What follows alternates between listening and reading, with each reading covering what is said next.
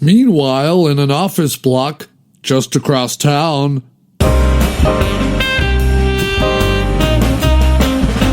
All right, Biggles, come in and sit down. It's Eric, sir. I will be calling you Biggles from now on, Mr. So-called Eric, because of your big ears and because I'm the sort of funky, testicular person who likes to give people nicknames against their will. Well, I'd rather you didn't.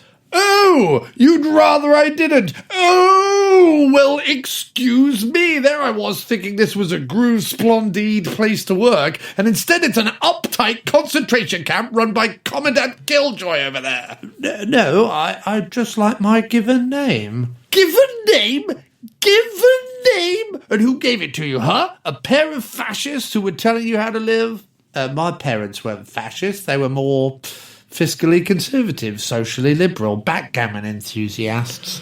Look, it's 2019. Your parents can't tell you what to think, what to dress in, how many hats to own, who to have sex with in a wheelie bin behind a Tesco's in Lowestoft. You're your own man, by golly. You're not even a man. You're a gender-neutral humanoid person who is free to be whoever it wants to be. Well, I'd rather like to be Eric Plumcastle from Wafton-on-the-Cleft, married to Glenda Plumcastle, and father of 3 wonderful crab otters called Plinky, Plonky and Marmaduke. You're going to be Biggles and like it. Now who's the fascist? Biggles, I have you know, was a highly decorated member of our very royal Air Force. Yeah, a fictitious one. Fictitious or not, I bet he could beat you in a 100 metres egg and spoon race. Egg and spoon race? Yes, I mean, if you had to. I mean, I know he was used to flying attack raids over Germany. Yeah, fictitious attack raids over Germany. But I reckon he'd be pretty handy with an egg and spoon. It's just a feeling I get, and my feelings are never wrong. Well, except that feeling I had that Mildred, my ex-wife, wasn't having it away with the milkman, when it turns out she was. It also turns out that she liked to do it standing up in the shed covered in porridge, like some sort of filthy animal. I always thought she was such a quiet, smart, tidy person who didn't really like oat-based breakfasts. Could you tell me why you called me in here again, Brian? Otherwise I'm leaving, as I'm feeling uncomfortable and somewhat mentally violated. Oh, yes, right. Biggles Plumtasm. Eric Plumcastle. Shut up! Now, how would you describe your job here at Radio Flange Goblet? Well, I order the paper clips. I see, a vital piece of business, that. And I clean up after Roger Comes in Baskets and his show Afternoon Comes in Baskets, where he likes to eat an unhealthy amount of meringue and swear at foreigners. One of our highest-rated drive-time shows, that. And I occasionally announce that show where the 2 puffins go at it in a paddling pool filled with eggs, while Leonard Prune Tarnish does bad stand-up poetry about his genitals. Oh, yes, what is that called? Oh, that's right. You'll never bake turnips in this town again, Marjorie. One of my favourites. That's the one?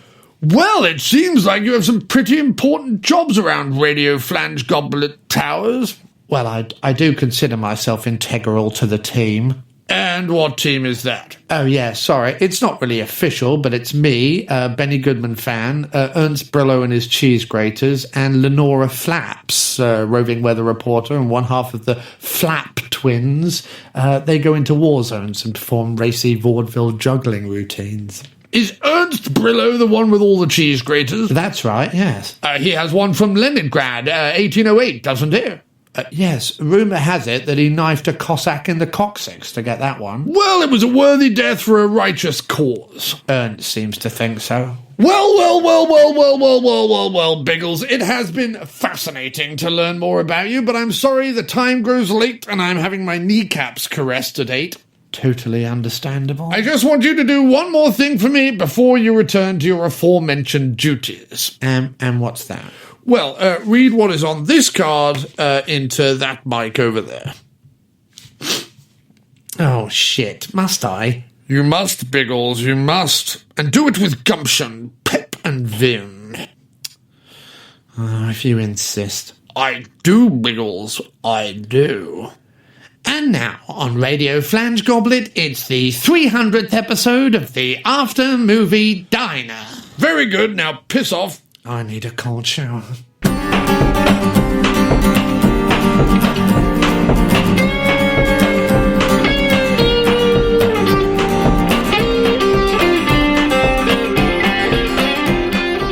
listening to the sweet sounds of the After Movie Diner. Support us at patreon.com/After Movie Diner. Or I'll punch you in the teats. Rate and review us on iTunes, Earthling. And now, here's your host, John Cross.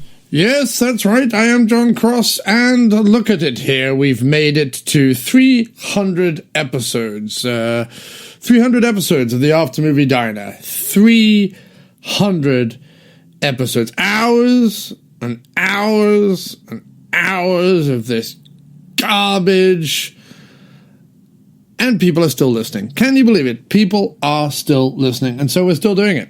I mean, I think we'd do it even if people weren't listening, because it's not like there were many people listening, and we're still doing it. But it is wonderful to reach 300 episodes and people to still be listening. So thank you so much.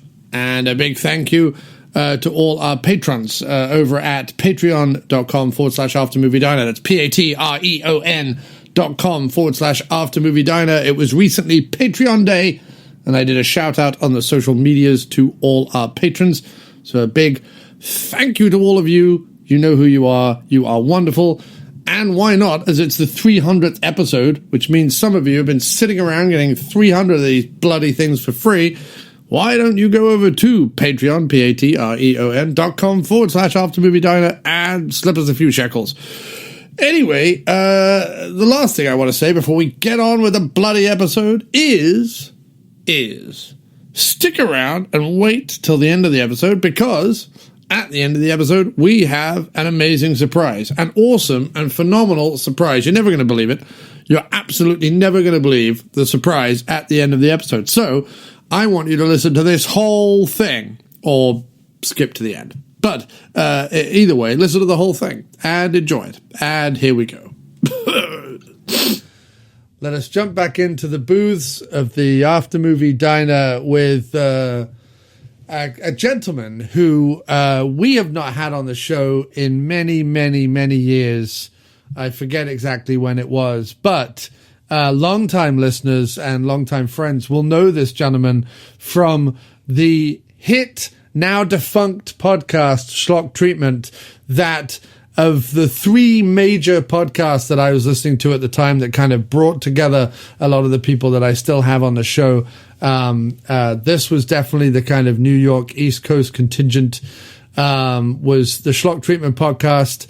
And he is back. Normally we talk about wrestlers in movies. Tonight we are going to be talking all about a Japanese martial artist and stuntman turned ninja master in Pray for Death. It's one other. I don't know what I'm saying anymore. I'm so tired. It's the one. It's the only. It is Mr. Doug Frye. Sir, it's a pleasure to have you back on the show. Thank you so much, John. It's great to be back. I will re-record that introduction. I think it'll work out all right. Yeah, I'll just cut out all the bits that I was rambling and just go from Schlock Treatment to Doug Frye, and just cut out all the other bits. That's how we'll do it. But yes, it is Ninjavember. We both sat down to watch Pray for Death. Pray for Death, of all of Sho Kosugi's movies, all of which I've seen multiple times, is the weird one, because it doesn't matter how many times I see it, I never remember that I've seen it. When I start to watch it, I'm like, which one is this again? I couldn't really remember watching it either until I looked at the cast list and I saw the name Limehouse Willie. Limehouse Willie, yes, indeed. And I went back through my notes. We did this in July of 2011. Oh, you did this on the Schlock Treatment Podcast? We did, which no longer exists anymore anyway, so it's fine. Yes, no, I recently asked Mark McDonald if he would provide me with all the audio files that he had, because I have the ability to put them online for free and have them as sort of a back cap for people who want to delve into, and he refused. So, yeah, okay. He just thought it would be a lot of work for nothing. And I'm like, I don't mind doing the work. That would be Mark for you. Yes. So quick search here shows me that the last time I did an After Movie Diner was episode 170, The Marine. Wow. And this is going to be episode 300. Yeah, so I've been on a bit of a hiatus. Yeah, so this is the 300th episode, which really should be a more auspicious occasion. But fuck it, let's just do another ninja movie. What a milestone. Technically, you and I both watched 2 ninja movies. Yes, we did. That's right.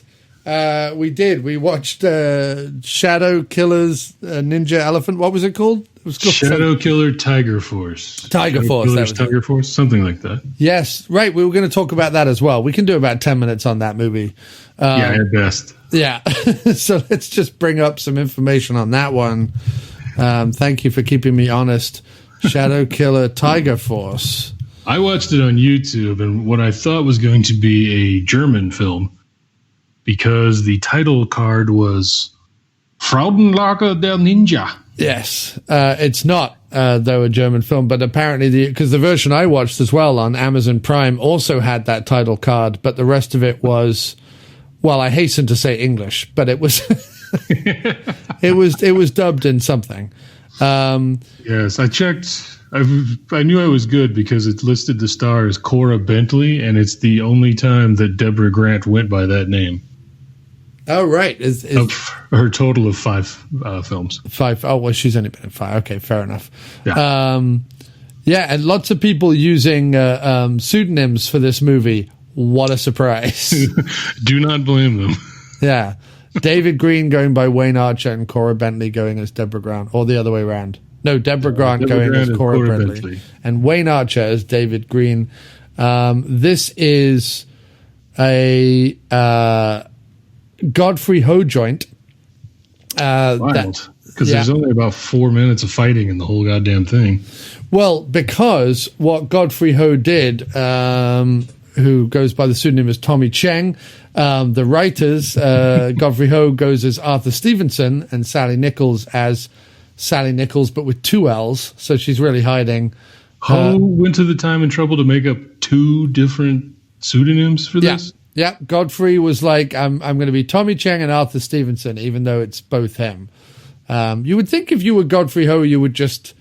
Had he realized by 1986 that having his name on stuff was an immediate... like, no for a lot of action fans? Although I think 10 minutes into this film, I was watching it being like, this is a Godfrey Ho film. Because obviously I saw Tommy Cheng and I'm like, nah, this is a Godfrey Ho film. And I looked it up, and sure enough, it is a Godfrey Ho film. In fact, only about a third of it is a Godfrey Ho film. The other 2/3 of it is like some South Korean prison movie from the 70s. Oh, did he just get some footage and edit it? He 2/3 of this movie he had nothing to do with whatsoever. Okay, so the 2/3 of the movie he had nothing to do with is a wannabe sleazy women in prison movie. Yes. That never really pulls anything off. Well, that's because he edited out all the sleaze. What a waste of time. Yeah. Why didn't they edit out the stuff that they kept and just keep the sleaze? No, that would be a better movie. He edited out all the nudity from whatever the Belgian Emmanuel in prison or something. Yeah, it's with scenes from an old Korean women in prison film from 1977 that was originally called Prisoner 407-2, also known as Revenge in the Tiger Cage, which is a sequel to Prisoner 407, also known as Girl in the Tiger Cage. It gets even more confusing because, weirdly enough, to tie this one to Pray for Death that we watched with Sho Kosugi, the Dutch VHS art uses an image of Sho Kosugi from Pray for Death and features the phrase "Twinkle Ninja Fantasy." So this is possibly one of the more utterly random and bizarre films I've ever sat through. What I think was particularly annoying about the film is that because, like you say, all the prison stuff is so neutered and so kind of watered down and bland and lacks sleaze or exploitation elements in it. The few bits that Godfrey Ho did shoot, mainly about the blue satin-suited ninja woman with the hockey hair. With the hockey hair, is so much fun in comparison that you kind of just wish the whole movie was that. Like, every time it cut back to the South Korean prison movie, I'm like, I don't really know what's going on here. Yeah, there's your audition scene, which is kind of fun, where she's just beating up dudes for someone else's pleasure. A guy whose daughter has been kidnapped and is being held in this prison, who's going to be sold as a slave to sheiks in the Middle East or something. Yep. I think that's always the standard with these movies. Pretty much. And then later, she fights some ninjas in the woods outside of this prison. And she does this amazing move where she stands on one of their shoulders. Yes. While sword fighting with the other two. Yeah. Yeah, she dispatches them pretty quickly, though. Yeah, but the 3 scenes that she's in, and then at the very end, of course, you have the ninja-seeking missile, which is incredible. Yes, the guy who was behind all this shows up in his ninja costume. Yeah. And she's actually really no match for him. No, she gets quite beat up, but it's the 2 guys who are they meant to be like from the FBI or something? Just 2 random dudes in suits, one of whom has a rocket launcher. Yeah, I thought they worked for the guy who hired her too, but I really didn't know what they were supposed to be. She does do some amazing stuff where she does a belly dancing routine in the middle of the fight. Yeah. That's right. She goes, they go into like this weird dream sequence where they both are able to walk through walls. She does a ghostly belly dance in an entirely new outfit. She slices his head off only for his head to like detach from his body about 2 feet to the left of him and then slide magically back onto his shoulders. That was pretty awesome. That was if the whole movie had been this, it would have been great. But that's what I was left feeling. I'm like, the thing with me was, Godfrey, what are you doing? I understand you're like, I've got some old Korean women in prison film. Let's just shoot a couple of extra scenes and it's a whole new movie. I understand that Godfrey went back and even plundered his own back catalogue, chopped up various individual films he'd made with the mustachioed ninja Richard Harrison, and then released them as like 7 different films. Right. We should point out that in this film that is filled mostly with Asian people, Asian actors, the 2 ninjas at the end are white. Yes. Well, the woman ninja is a Caucasian all the way through the movie. But yes, towards the end, the bad guy is also a Caucasian guy.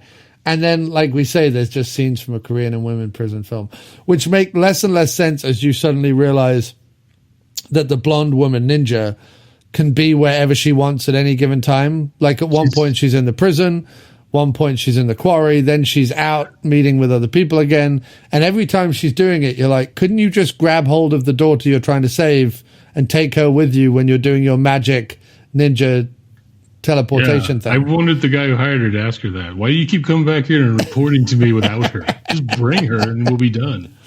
Yeah. But I almost feel that if you're going to be a legitimate fan of trash cinema, you have to sit through a couple of these in your life. Do you know what I mean? Like, and I don't mean ironically. I mean just sit through them, watch them, know that they exist out there in the world.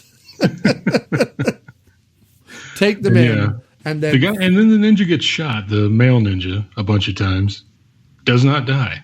No, well, ninjas are impervious to bullets and having their heads cut off, apparently, according to this film. Not rockets. No, not ninja-seeking missiles that have been blessed by a ninja. She blesses the missile. Yes, that's right. She writes a little prayer on it. Yeah. It's all to do with also priests. Well, ninjas, like if you every November I try and watch a bunch of ninja films, and therefore I kind of absorb a little bit more of the mythos of the ninja each time myself, in a weird way, with every passing year becoming more and more of a ninja. You're absorbing it just by learning it, yeah. But ninjas are like vampires at this point, in the fact that they don't exist, but no, they're like vampires. Because it's really any rule that the filmmaker wants to use can be explained away with ninjas. In the same way that in vampire films, it's like, well, in this movie, they have to be invited in. Well, in this movie, garlic doesn't hurt them, but in other movies, it does. Well, in this movie, they are, the descendant of Judas Iscariot. Like they'll figure something out. In this movie, they're impervious to the sun as long as they have sunscreen and a floppy hat. Yes, indeed. You are referring, of course, to the wonderful movie Sundown, A Vampire in Retreat. I was thinking of Blade. Oh, really? Yeah, they take vampires out to the beach to execute them, but the vampires who do that are wearing sunscreen and floppy hats, so they're okay. Okay, so that's weird because... Okay, so that's two... I know Blade obviously goes back to the comic book, and I'd totally forgotten the beach scene in Blade. But it's funny how I remember the scenes from Sundown, A Vampire in Retreat, with M. Emmett Walsh, which I have not seen yet, but now I might have to.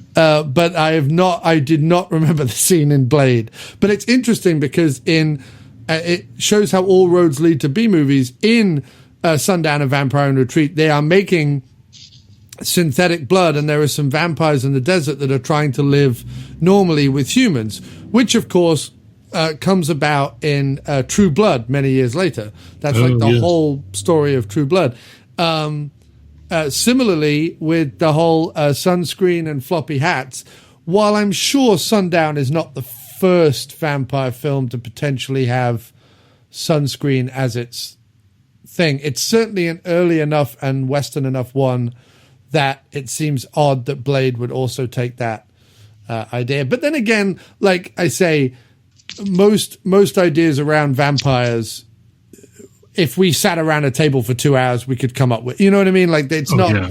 I'm not claiming that anyone stole from Sundown, A Vampire in Retreat, but it does have a remarkable amount of good ideas. I wouldn't be surprised at all if they stole it directly. Yeah, for such a shitty vampire film that underuses Bruce Campbell woefully. Is he in Blade? No, he's in Sundown. Oh, okay. Got it. It's been a long time since I've seen it, and I didn't make any real effort to memorize it. So. No, it's all good. It's all good. No, it's Bruce Campbell. It's David Carradine. It's M. Emmett Walsh, and it's everyone's favorite Grease 2 heartthrob, Maxwell Caulfield. Well, maybe we'll have to cover this on the diner in October. Yep, Sundown, A Vampire in Retreat. We'll go back and we'll do Bruce's Campbell's Corner was the section on the diner that I used to do back in the day. Got it. But yeah, so Shadow Killer's Tiger Force. Yeah, I want to close it out with the last lines in the film. Go ahead. So after the bad ninja's blown up, the good lady ninja throws down her smoke and disappears, and the two guys who were shooting the rocket say, "Where is Lady Ninja? Where she went?" Nice. A little bit of ambiguity there. Godfrey Ho is nothing if not an auteur, and he knows how to artist, storyteller. Yeah, he knows how to leave us wanting more with an ambiguous ending. And anyone who has seen Shadow Killer Tiger Force knows that we actually went on too long about it just now. We did. We talked way too long about a film that, even though I only watched it 2 weeks ago, again, I don't remember very much about it except the belly dancing head sequence and the ninja missile, and a little bit of that fight scene in the middle. But all the women in prison stuff was just... The only thing I thought was kind of mildly impressive was the scene where... like in all women in prison films, the prison warden takes all their clothes off, and their nipples are accurately obscured by the prison bars. I thought that was particularly... That was pretty well shot for, I guess, the TV edit or whatever they were trying to do. Yeah, well, as I say, it's from this film, Shadow Killers Tiger Force, comes out in 1986. The source film that he used for most of it is from 1977. So the film stock doesn't even match. It's quite fantastic.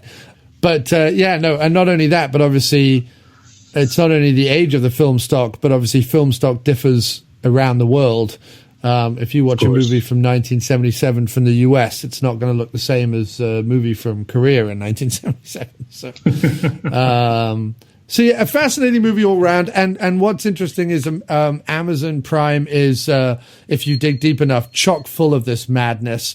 All through October, I was finding the sleaziest and weirdest of slasher films on Amazon Prime, and then all through Ninjavember they have some incredible ninja films. Amazon Prime, like, of all the streaming services, is, and I'm not about to start exalting the name Amazon, but Amazon Prime, of all the streaming services, is the only one that is giving us trash film gurus, something to watch. Their catalog is really deep if you get into it. You'll just keep finding weirder and weirder things that I don't know why they would pay anyone money for them, but there they are. Right. But weirdly enough, and I wouldn't be surprised that that someone somewhere in Amazon has cottoned on to the fact that there are people out there watching it. Because like one of the biggest things, the biggest problems with like Netflix and Hulu and all the rest of it, and they're finding this now with like Disney Plus and stuff coming out. But like, as Netflix and Hulu, but Netflix have particularly doubled down on the whole producing their own content, they back themselves into a financial corner, where now they just have to keep making content that is up to par of their other content. It's kind of like what HBO finds, is that kind of every 10 years HBO has a series that everyone loves, and then people start digging around HBO and they're like, well, we want other series that are just like this, and they're not really forthcoming. You know what I mean? I mean, yes, any given time HBO has 2 or 3 series that are doing pretty well. AMC had the same thing with Breaking Bad and The Walking Dead. Like, once the audience for that trailed off, who's tuning into AMC? Yeah, I had to, I was planning on getting rid of cable even years before I did, but I had a new roommate and he was really into The Sopranos, so we kept it. Yeah, right. Exactly. Everybody. That was a whole month subscription just for one hour a week. Right. And some people with Netflix are keeping their subscription just for Stranger Things every 3 years, or Mindhunter every 2 or 3 years. So, yeah, I'm planning on bouncing around. But yeah, just having one at a time, and then I'll just pause it for a month and get something else. Yeah, that's probably the best way to do it. It's the cheapest way to do it. But what I like about Amazon is that, so what happened with Netflix is they got rid of a lot of their back cat film. Like, they stopped buying up bulk packages from the studio of like B movies and action movies and stuff like that. They got rid of all of those to focus on making their own stuff. And the problem with that is that kind of, in a weird way, has a limited lifespan unless you're going to continually pump out. And also, it's far more expensive. Like, it's way more expensive to make a season of Stranger Things than it is to buy, 500 Mad Ninja films from Godfrey Ho. Absolutely. Yeah, if we were still doing the podcast, I think we would probably be digging around Amazon Prime for everything. Yeah, no, definitely. I mean, because even with... It's getting harder and harder to find anything like this on Netflix, as you say. Yeah, and even with Shudder and Brown Sugar and some of the other little independent streaming services, they don't have a ton of content. They might have a couple of hundred films, but, out of that, 75 of them you'll never watch, and maybe 25 you really want to watch, and then there's that like middle section where you're like, I'll give it a go one day, and then you suddenly realize you've paid them hundreds of dollars for hundreds of years for streaming service and never got around to watching any of them. But there's a ton of free ones if you have a Roku too, just weird little channels that they have.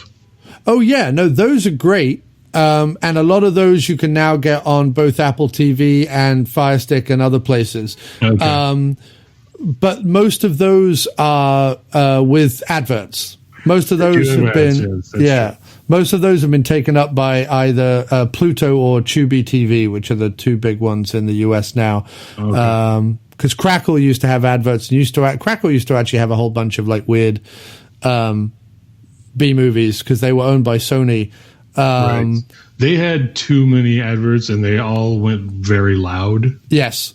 And so we did Crackle a couple of times, but for the most part, we shut that one down because it was just too annoying.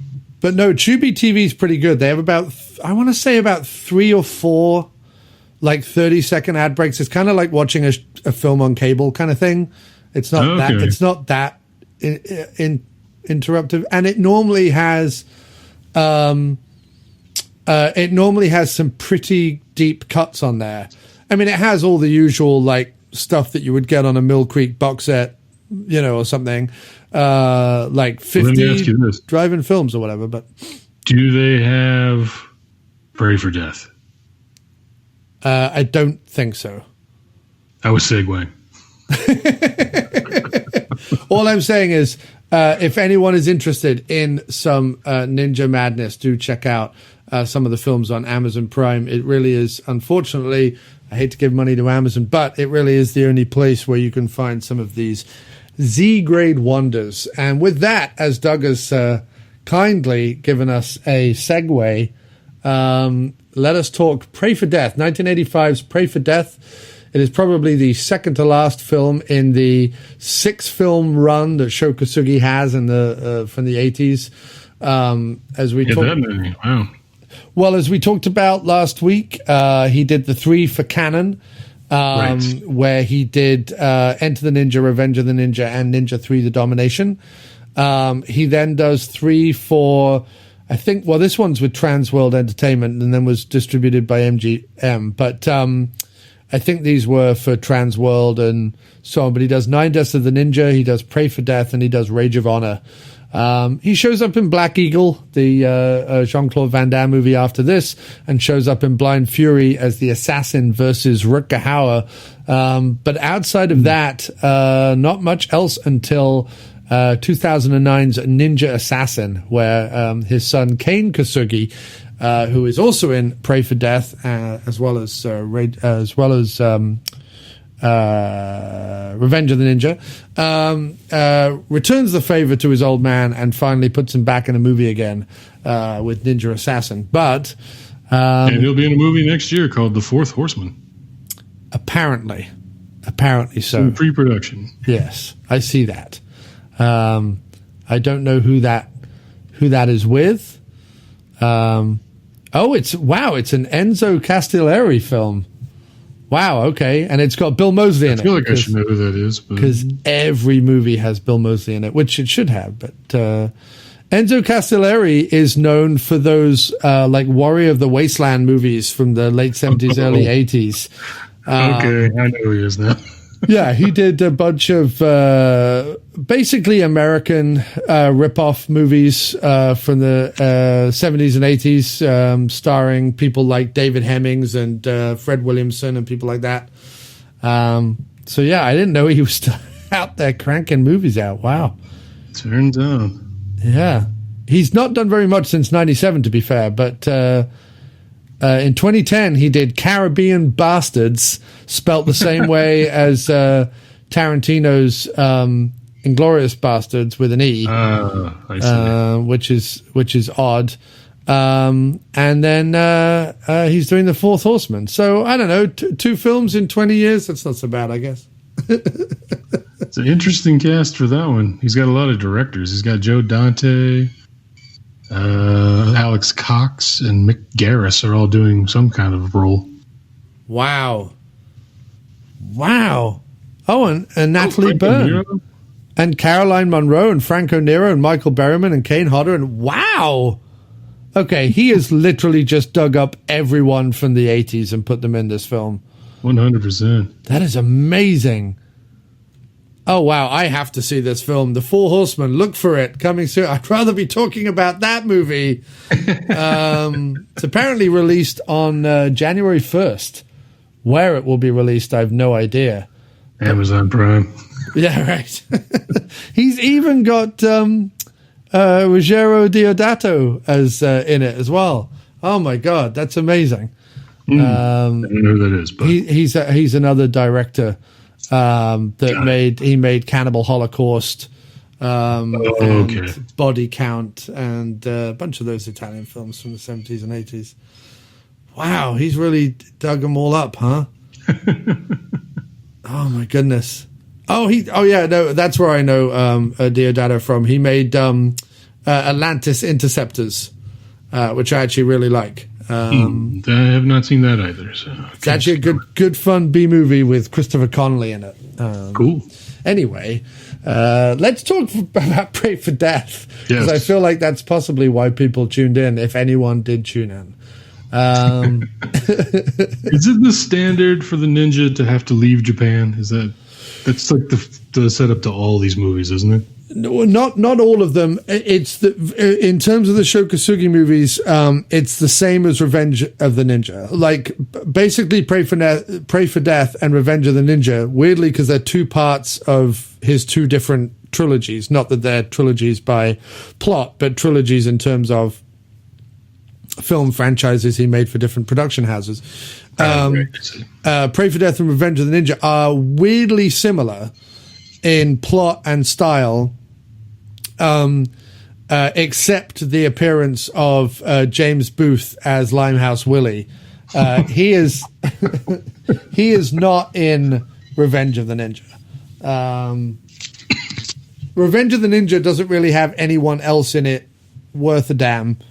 But it's to do with sort of drugs and things. Like he comes from. It has the little statues, right? Yes, that's the one with the little statues. Right, Right. Whereas this one is about a necklace that may or may not have been packed in drugs. Like, was it packed in drugs? I don't think they ever really made any mention to drugs, so I assume not. But was it just packed in a packet of brick dust or flour or something? Like it was packed in some white powder. It was a wig powder or something. Wig powder is amazing. What I like about this movie is that it's filmed in Texas. With the infamous Houston Mafia. Yeah, set in L.A. Written by and starring a dude from England, and is all about medieval ninjas. So it's got everything. It's got everything a child needs and wants. It was supposed to be set in L.A.? Yeah, it's supposed to be. I thought it was set in Houston. I did not recognize that it was supposed to be something else. And all the cops in it talk like they're from New York. All cops are from New York. Yeah. Everybody knows that. That's just true. The police chief shaving when he walks into the. He's like, I need to speak to the police chief about the necklace of whatever. And the guy, the front desk sergeant gives him the best look. Oh, well, if it's about the necklace of so-and-so, come right in. We're all on that case. It's like the Van Buren necklace or something like that, right? Like it's supposed to like strike a bell the way they say the name, but it's not real, so it doesn't matter. Well, the best thing, the thing that links Revenge of the Ninja in this one as well is that the idea in the movie that no one in America has ever seen anyone from Japan.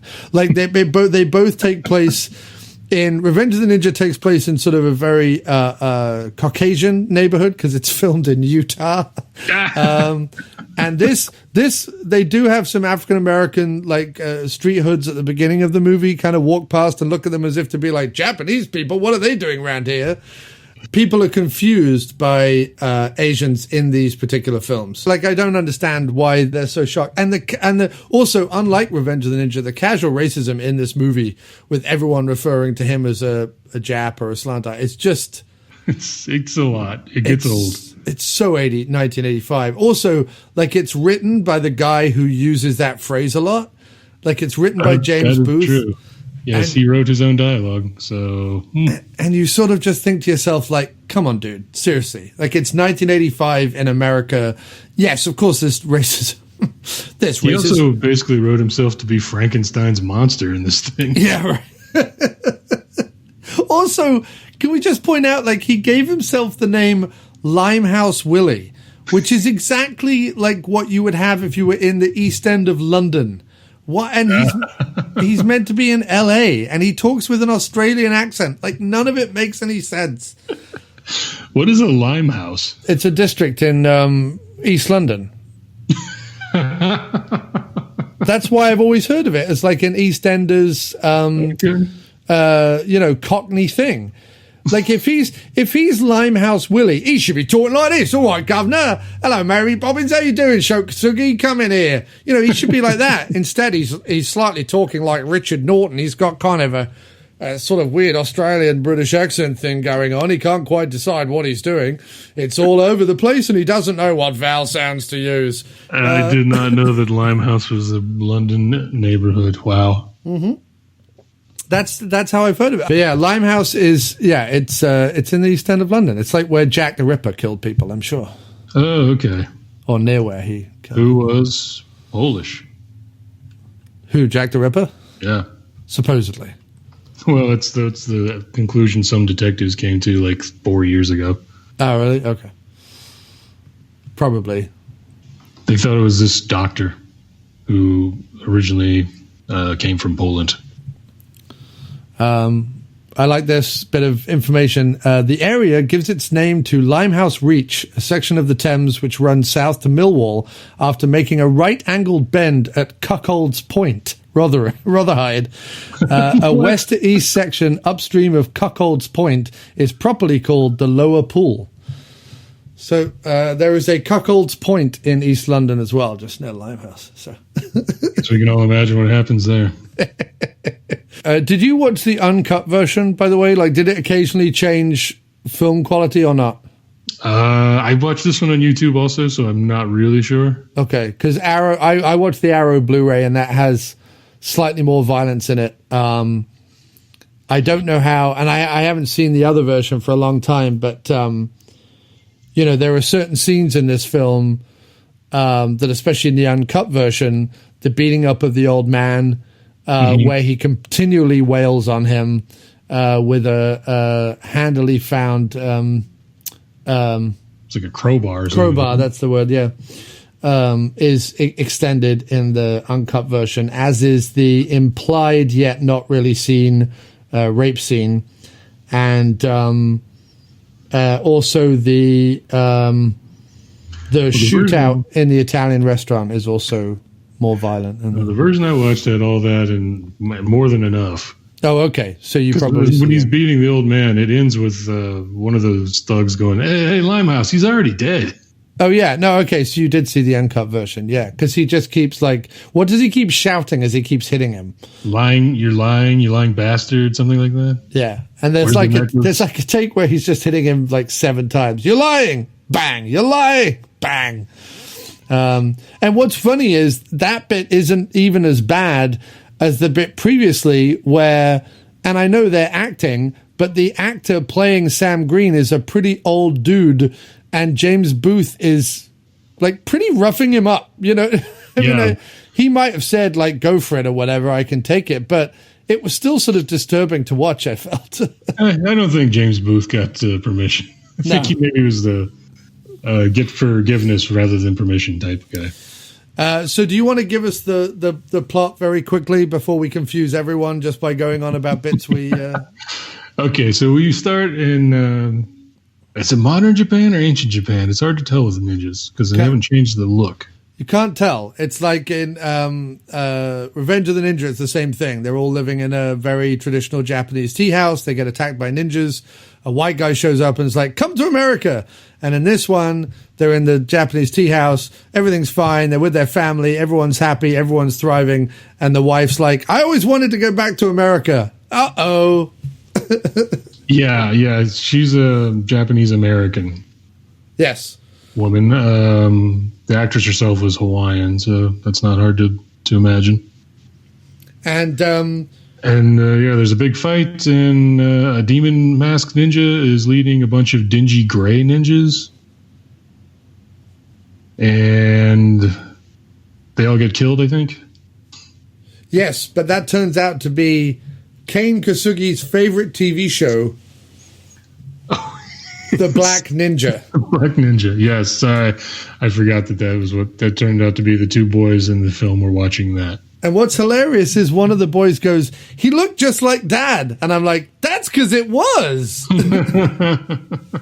Like, it's literally Sho Kosugi playing the Black Ninja in a TV show, which becomes even more crazy because in Revenge of the Ninja, he is credited as Sho Kosugi / Black Ninja. And then he was in a TV show called The Master, where he's called Osaka. But and is he the villain in The Master? Yes. Okay.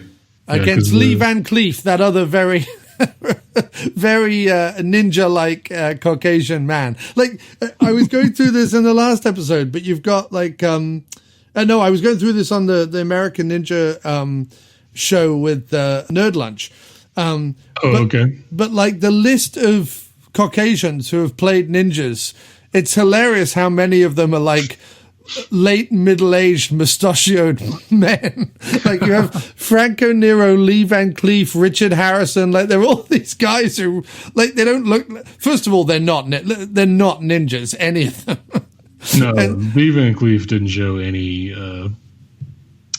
kind of martial arts skill. He was known for westerns before that. Well, he did. He's one of the few people to have done, I think, 3 or 4 westerns where they did the kind of East meets West thing, where he was the cowboy and there was like a martial artist came into town. In the 70s, probably directed by an Italian. Most certainly. Most certainly. So he the Good, the Bad, and the Ugly, that trilogy, he was the bad. Yes. Like that's what he's most famous for.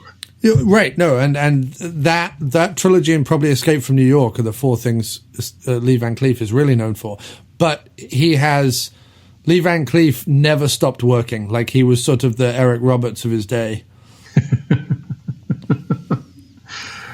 Yeah, he did. I think he was the guy that did whatever they offered him, right? So when a TV series comes along and they're like, "You're playing a ninja," he's like, "Great." Where do I sign? Do I get my own trailer and will it have cognac in it? Anyway, sorry. So then we go to the domestic bliss of this family in suburban Tokyo or something. I don't know. They don't really say, right? Right. But there is karate. Everyone does karate. Yes. Yeah. His 2 sons beat him up at one point. Yeah. Because he lets them. Yeah. And they think he should learn karate because they don't know that he's secretly a ninja. Yeah. A ninja who's been had to kill his brother. He was raised in a temple by a ninja master who hasn't aged and who he's very old but hasn't aged. He just became very old and stayed very old by the looks of it. Kosugi had to kill his brother. There's a whole flashback that is completely weird. And it has what is apparently the old man from every fighting video game ever involved. Yes. Who apparently is still lurking around this temple. Because he shows up and he's like, "Sure, go to America. Sounds like the right thing to do." Nope. Wrong. Throws your ninja wisdom right out the window. How wrong you are. Yeah. Sho Kosugi says, "When I leave Japan, I will put the shadows behind me." And he's told, "You cannot escape your shadows, my son. You will always be a ninja." Yes. So. And then later he says he's going to pull his sword from the shadows. But he doesn't. He actually smelts it himself. So he doesn't pull anything from anywhere. This guy doesn't have a good grasp on anything. No. So eventually they decide to move back to America for some reason. And they buy a building? So his wife and him speak to Sam Green, a guy who owns a storefront / house / warehouse down by the docks. Sam Green has his finger in many things. I think there could be a whole prequel movie just about Sam Green's dodgy dock dealings, I think. Well, there practically was, because for a character that's in the movie as much as he is, we get a ton of backstory. he's going to go live with his sister in Memphis or something. She's a widow. They'll keep each other company. Yeah. My recently widowed sister. I'm going to go keep her company. We'll be okay. Two old people cuddle together. Oh, and the dive that he sells them is it's just been closed up for years, it looks like. Well, the plan is he says that he sees the skyscrapers encroaching. So he says that it'll be a good investment because, 10 years from now when downtown spreads, they will be at the corner of Rich Man and Wealthville.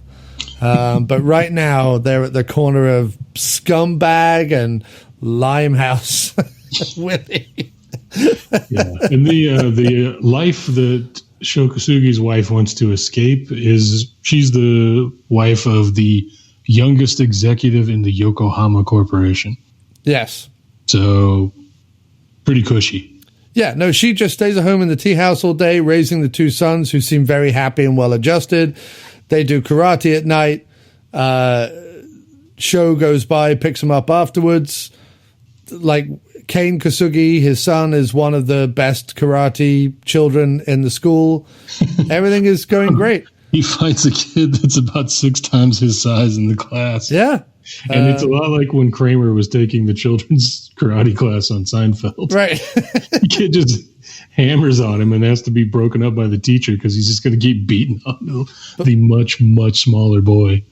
But what you don't understand, Doug, is that the idea of waiting for 3 years to become an executive is not as sexy as, let's go move to a slum and open a shop.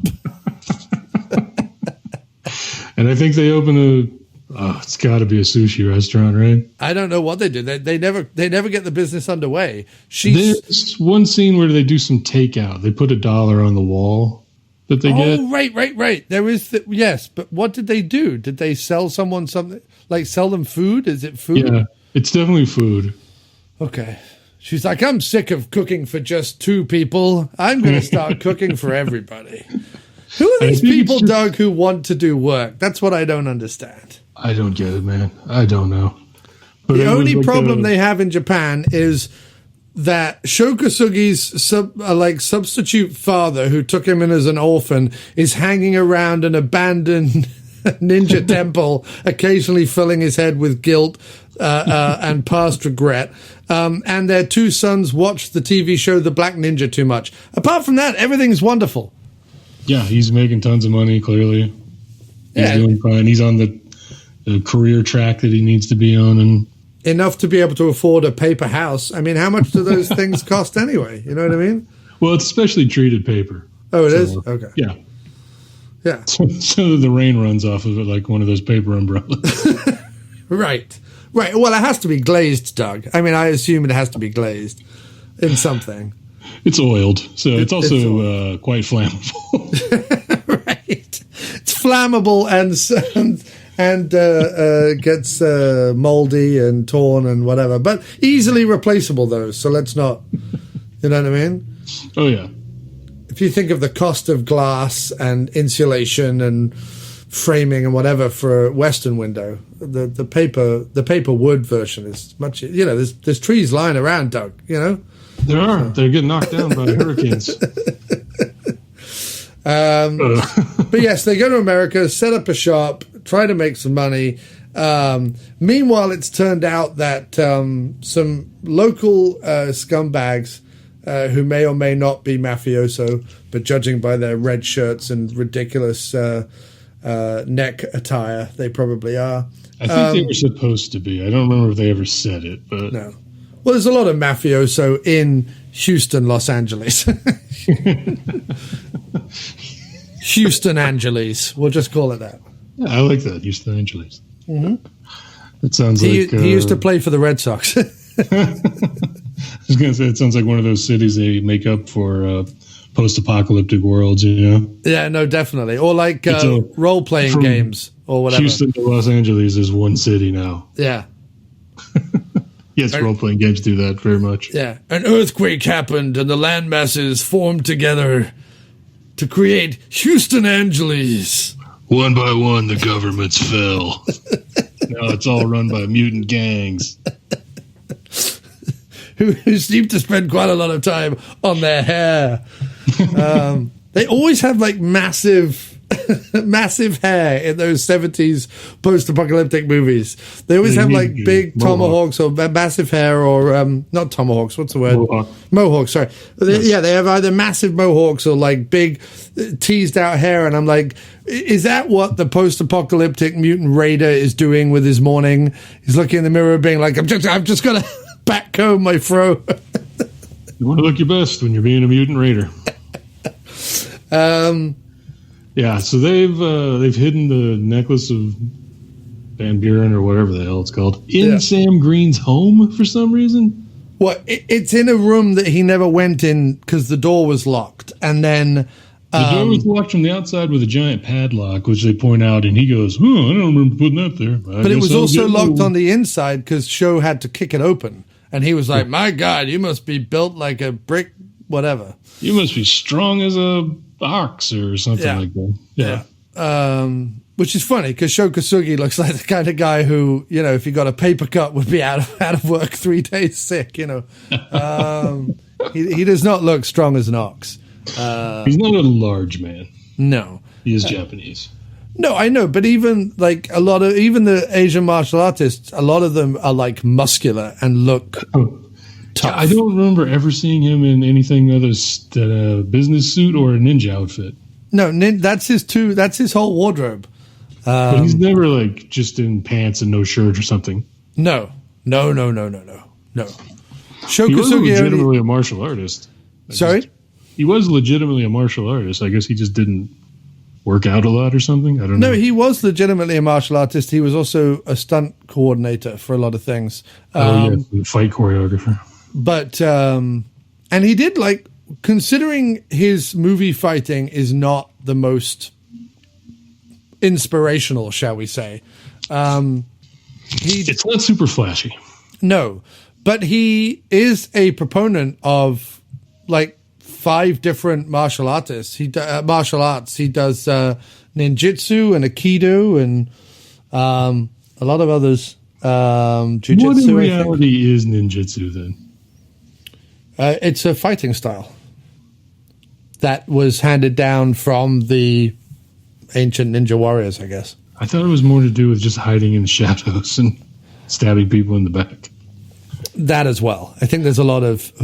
Well, it's difficult to tell from 80s ninja films because the ninjas never really hide. They're like, right, I'm in my ninja outfit and I'm going to go out in broad daylight and fight some fuckers. That's kind of what... Ninja is just a word that ever... I don't know how any of those actors kept a straight face, especially the cop at the end in the graveyard where he's just like, some people said it might have been a ninja. Jesus Christ. All right, let's get back in order. Sorry. So there are 2 dirty cops who work for the mob, and one of them breaks in and steals the necklace. Well, that's what I don't understand is he's placing the necklace there, and he's getting ready to leave. And then he goes, I don't know. Then he goes back, digs through the packet, leaving white powder everywhere. Yeah. Grabs the necklace and goes out. You would be covered in white powder. His suit would be covered in white powder. However, they managed to track him down based on a tiny thread on a nail. He snags his pants leg on a nail, and it tears out a thread. And I guess Sho Kosugi saw him, but didn't really see his face. Oh, and he reckons that he's left-handed. Yes. So when he sees the cop in the police station later, he's like, you are left-handed. Ah, interesting. Yeah, so right before that happened, well, then for some reason Sam Green goes down under a bridge and meets Limehouse Willie, who ends up beating him to death for not having the necklace. No, they pull him over, and one of the mafioso jumps in the car and puts a gun on him and says, drive. And then they go down to the convenient burnt warehouse district, which is just left of the hiding priceless jewelry district in a back shed. There they beat the shit out of the old guy. What is amazing about that sequence is they don't know whether he has the necklace or not. One of the guys goes, I can't be bothered looking. Yeah, they go into this search for the necklace with supreme confidence and zero knowledge every time. Also, so they kill him and they burn his car. Yes. It's like, they must have the entire police force on the payroll because they're not trying to stay low at all. Oh, no. No. The police are well aware of who he is. They're like, it's Limehouse Willie. He's, what do they call him? A docker rat or something. Something like that, yeah. Yeah, he's one of those rat, probably. One of those rats lives down by the dock, and I'm like, then I don't know, arrest them? More than my trouble's worth, you know?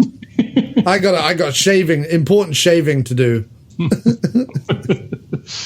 Well, we didn't see him in between shaves. I don't know how fast this guy grows his beard. Listen, Doug, it's an everyday attention that he needs to do. Pay to his face. It's an everyday task. Maybe they should have shown a scene where his wife was yelling at him, and don't get hair all over the sink. You can shave at work. I wish that sometimes, like, they would make a movie like this and then go back and go, no, we need another scene that explains the whole shaving thing. And, like, filmed extra scenes. So, yeah, having failed to retrieve the necklace from Sam Green, they decide that Sho Kosugi has it and threaten him for a while. They kidnap his youngest. Oh, that's right, yeah. And then they bring him down and kind of work him over for a little while, but then he kicks the light bulb so that there's shadows where he can do his ninja magic, and he escapes. Yeah. Not and before getting cut up by Limehouse. Limehouse slices his chest open. Yeah, and a weird scene. Yes, in a scene where you're like, well, I could just kill you, but how about I tear your shirt open and just gingerly stroke my knife across your chest? Then he goes to the police to offer his report. And the chief hands something to the cop that stole the necklace, which he picks up in his left hand. And Sho Kosugi goes, "Are you left-handed?" So he's already put together the entire mystery. Yeah.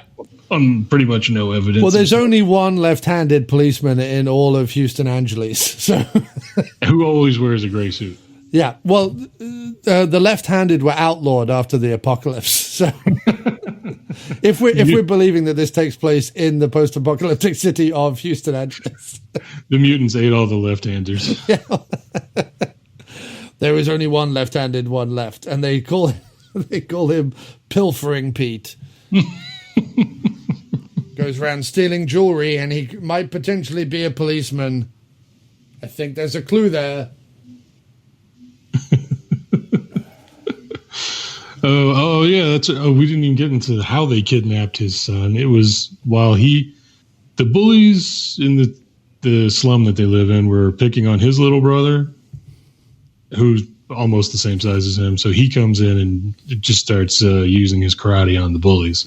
Which is a scene, again, almost entirely from Revenge of the Ninja as well. There's Kane Kosugi basically does the same fight in that movie as well. Where like a bunch of American kids are like, "You're Japanese, you're different. We've never seen anything like you before. I'm going to take your bike," and then they have a fight. Yeah, this is almost exactly that. Yeah. Listen, it worked so well the first time, Doug. They call Sho Kosugi and tell him where to meet them, or if he doesn't show up, his son, they say, he'll finish up singing soprano with the Angels. Right. And I was like, are they threatening to cut his balls off? Yep, they're going to castrate the child before killing him. Thus, the implication is that he's going to heaven to sing castrate. But I would assume that when you go back to heaven, considering you're no longer in your physical form, do your testicles really matter, Doug? That's the question for the ages. This is the the question posed by the crash test dummies on the song God Shuffled His Feet. I actually believe it was Aristotle that first asked the question, does one need genitals in heaven? and is there poontang? I will quote this. If your eye got poked out in this life, will it be waiting up in heaven with your wife? Ah. See? They were a deep band, the crash test dummies. That is some deep shit right there. I'm glad you busted forth that lyric, Doug. Otherwise, I would have forever been in anguish, not knowing. So what happens next? So he escapes with the kid, and they go right back to it. They put some goons outside of his house. Sho Kosugi has some kind of crazy speech where he's yelling at the cops for not protecting them. No, that's later in the hospital. I was thinking it was more than once, but I think maybe you're right. Well, no, he does ask, like, what would it take for me to get protection, basically. And the cop's like, if you put the finger on Limehouse Willie in court, we'll give you protection. And Sho doesn't go for that. And then he breaks onto the ship where Limehouse Willie is having... Limehouse Willie has taken over an enormous ocean liner that must be... it must sleep 750,000 people. He's using one room to have like some belly dance festivity. I don't know. Well, he's a dock rat. Right. Where else is he going to live but a cruise liner? He's wearing like his newsboy cap, like he's some sort of East End gangster from the 30s. And this is a scene that goes on for a long time, actually. Yeah, surrounded by a bevy of bathing beauties, as they say. It's the only time where Sho Kosugi does anything even remotely ninja, in the sense that he wraps himself around a large rope bale and rolls down towards the guards at the dock. Oh, that was fun. I did like that. But then, of course, there's also the trope in this movie where everyone knows karate. So as he's going up the gangplank to get onto the boat, people are trying to kick him. They're not trying to shoot him. They're not trying to punch him. They're not trying to like throw him overboard. No, everyone is trying to karate kick him because everyone knows karate. He then goes throughout the ship, knocking people out with like things that wouldn't knock them out. You know what I mean? Like everyone gets a couple of punches to the face and then they're just on the floor, incapacitated, never to get up ever again. Yeah, and it's the same thing over and over again. As he does. It's just one guy after another. They could have stopped at 3, but I think it's like 7 or 8. Oh, at least. And they all have blazers. Nothing is really different about each one of them. No. It just keeps going. A lot of blazers, a lot of pleated pants, a lot of dress shoes. You really think that, I don't know, rent-a-goons in the 80s would have worn something slightly either more comfortable or more easy to run about a ship in, but whatever. Yeah, them polyester suits, not great. Yeah, they're all dressed like Roger Moore from 1975. And he finally gets to Limehouse, puts a knife to his neck and says, leave my family alone or you will pray for death. Saying the name of the movie. That's a drink, everybody. Yep. And then Limehouse immediately is like, nope, fuck that. I'm going to kill everyone you love. He's like, I could have left him alone at that point. Everyone was happy. They could have gone back to their own thing. He's not going to say anything about the necklace. I'm not going to. No. Instead, he's just like, let's run over his wife and child, and then I will rape his wife and kill her in hospital. And it's a whole thing. Yeah. That's, yeah, they run. At some point, she gets run down. She and the younger son get run over by the thugs. I don't remember exactly when that happened. That's why she's in the hospital. Right. And he disguises himself as a patient, which is like something. He doesn't disguise himself as a patient. He opens a vein on his arm and gets committed to the same hospital. First of all, in a city as big as Houston Angeles, 2025, or whatever that would have been. It has to be it has to be a date that we're getting close to, because if it was made in the 70s, they're like, we're never going to make it to 2025. And then here we are in like 2020 being like, wow, apparently Blade Runner was last year, you know. But most of the 70s is the future is 1999. Yeah, right, exactly. But no, he opens an entire vein on his arm, which seems, I don't know, both dangerous and reckless and stupid. Yeah. And painful. And also, like, he literally could have just gone to the hospital and been like, I'm visiting someone on 4. And the front desk would have been like, all right. Like, then you're in the hospital. No, but this guy's like trying to out crazy Clarence Boddicker most of the time. Yeah, so he goes into hospital, gets himself like pumped full of drugs, and he's in a hospital bed and da-da-da-da. And then what makes me laugh even more is in order to then get to the wife, he has to literally like stab a doctor with a hypodermic. I'm like, as if no one's going to either hear that or find that. Like, he asked for a shot to go to sleep. So the doctor loads one up and then he steals it from him and sticks him in the neck. So he goes down. But it's just, the whole thing is way too complicated. It's such a convoluted plot. It's like you literally walk into a hospital and be like, yeah, I'm seeing someone on 8. Right. All right, great. Next. Then he beats up a bunch of cops. There's one of them. He's trying to kill the kid who's in there with some kind of a shot, and they find out that he's there and tell the cop to stop him. So he busts in and says, freeze, and then he pushes what's probably an aluminum cart, right? Like, yes. It can't be heavy. He pushes it at them, and it knocks 2 cops to go flying. Yes. And not only that, but he conveniently manages to take out both a doctor and a cop that is exactly his size, so he can change into their uniforms. So they lock down the hospital. No one in, no one out, but he sneaks out dressed in the police uniform. Yeah. I mean, even though James in the sleeper hold. Yeah, even though James Booth looks to be about 6'5" and shaped peculiarly at best, like he's not shaped normally. You know? No, he wouldn't get an off the rack uniform. There would be tailoring involved. He would have to go through that hospital being like, shit, I've got to find a 6'3" cop with a weirdly bulgy hip and a mad pair of shoulders just so that I can get. Oh, luckily one's come along right away, so I can just knock him out with this meal trolley.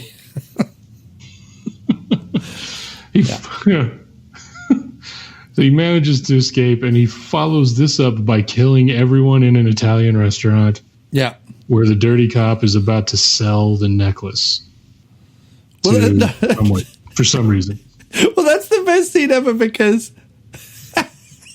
he's got like a machine pistol. They're in this Italian restaurant, right? The guy, the crooked cop, who just is hilarious looking in his gray suit with his mustache.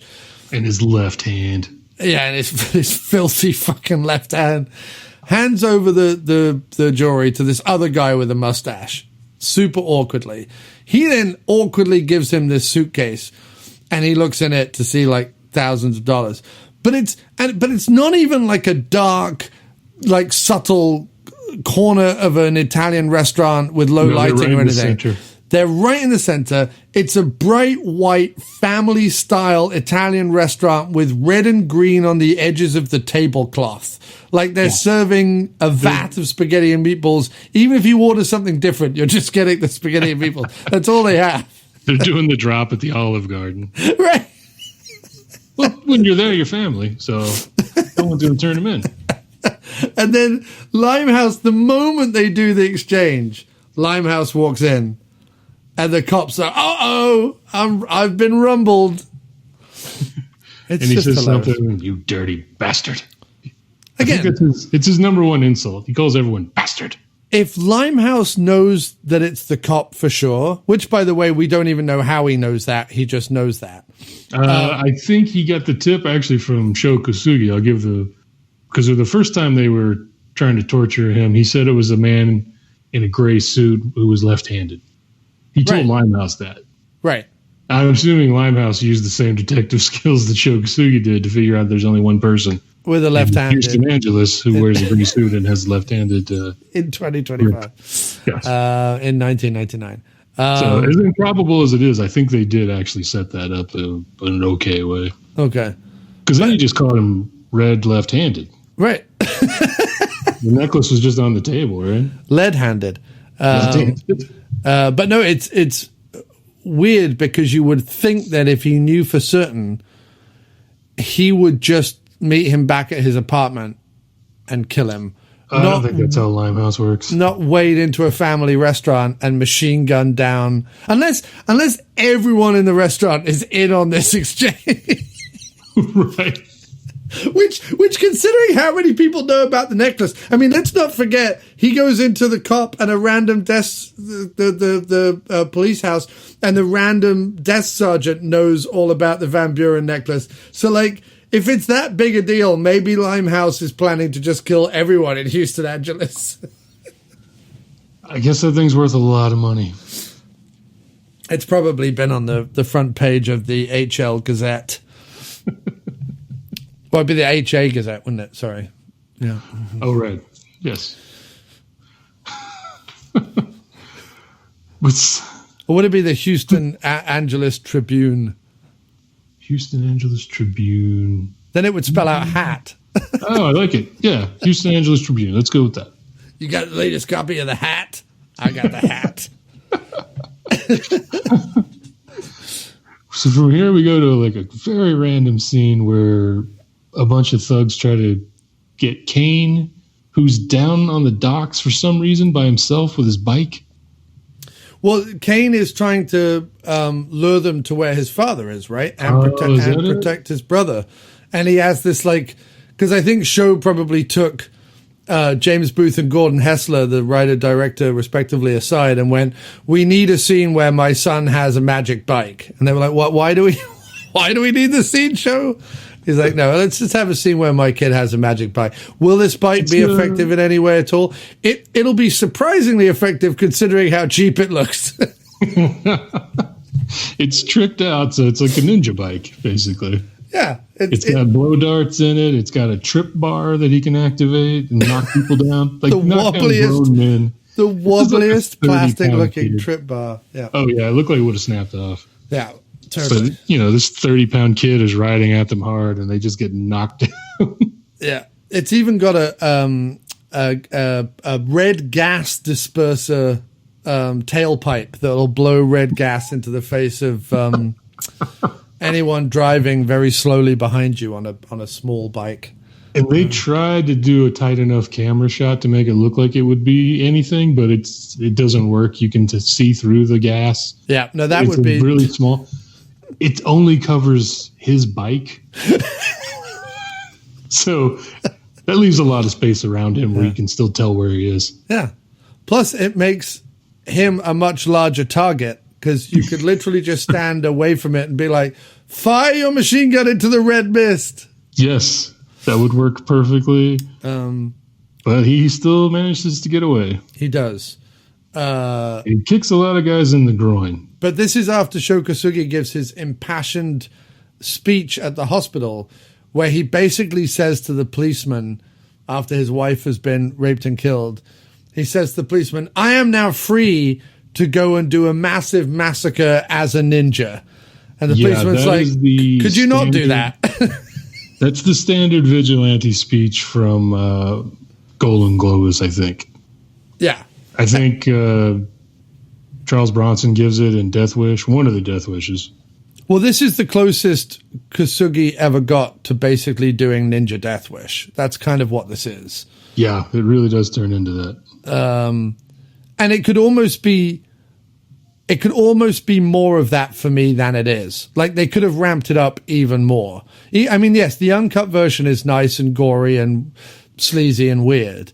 But I think what's interesting about this one is just how beat up Kosugi gets in the final fight, rather than being somewhat untouchable and doing more massacring. Like, he does massacre people, but it's not like his massacring of people is not as brutal or as fun as James Booth's Limehouse Willie's massacring of people. No, this part is better than the ship because instead of let's just go. He goes and attacks the headquarters of the Houston Angeles Mafia. Yeah. In broad daylight in his ninja suit. The hams. Yeah. The hams. I read about the hams in the hat this morning. You give me that. Out of control. Yeah. Why are we all talking like we're from New York City? Because we're cops. This is what they teach you in police academy. I think I went to Chicago, though. You should be shaving. Why aren't you shaving? You sit around all day eating donuts and shaving. That's what we're paid to do. Come on. Yeah, so he brings his entire arsenal of single-use ninja weapons. Yeah. This is like really bad for the environment, I think, all this ninjaing he's doing. Yeah. Because he just throws like one handful of needles at somebody or a crazy pinwheel-looking thing that pins the head of the mafia to the wall by his throat. Yeah, another very flimsy-looking thing that seems to do the trick, even though it seems to be wobbly and... He shoots people with arrows. He cuts people with a sword. He throws throwing stars into people's skulls, as only ninjas know how to do. Yeah, I mean, you'd think that by 1985, some of these rent-a-hoods would learn. Like, how down on your luck do you have to be like, oh, we'll go work for, Vinny the Thumbs, Bordelli or whatever at the big mansion.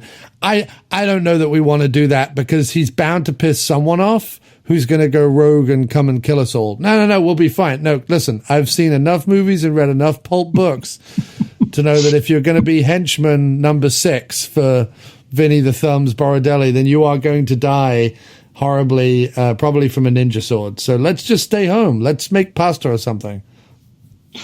And that would have been a better plan. But no. Oh, and the cop partner, dirty cop partner, the one that's alive, comes back. And he gets the drop on Kosugi and tells freeze at him instead of just shooting him in the back. Well, they all run at... Have you noticed? They do my favorite thing in all of action movies, which is where people with guns run at the person they're trying to kill with their guns in the air, which I always love that. Because I'm like, you realize if you just stood still and aimed at him and shot him, the bullet would do all the running for you. Yeah. But no. It's pretty fast. They run at him shouting as if their shouting is going to be more effective than a bullet. Well, being shouted at will stun him and then he stands still. Right. So weird in movies. He kills that cop. Yep. Dirty cop. And, he chases Limehouse out. Limehouse gets away. Well, Limehouse takes him down to the docks where Limehouse is on his own territory. But is this where the truck scene happens? The truck scene. No, this is where they go to the warehouse full of amputee dummies. Oh, okay. So before that, though, Limehouse runs over. Okay, he gets into a truck bed and beats up a couple of more Limehouse's goons. Right. This is when it goes from day to night very quickly, and suddenly Sho Kosugi is hanging on the side of the truck. We also forgot to mention that the two guys who ran over his wife and son earlier in the film, when Sho Kosugi chases them, the most hilarious thing happens, which is when Sho Kosugi jumps off the back of his pickup, and the guy driving the pickup turns around to look and goes, "Oh no, I'm about to crash." He crashes into a parked car, which causes 7 cars to explode. Just crashing at 30 miles an hour into a parked car will cause all cars in the 80s to explode. It is fact, Doug. It was really funny. Yeah. Can't believe I forgot to mention that. I wrote it down. Oh, it's so good. The big chubby guy who's so clearly a stuntman who doesn't speak English.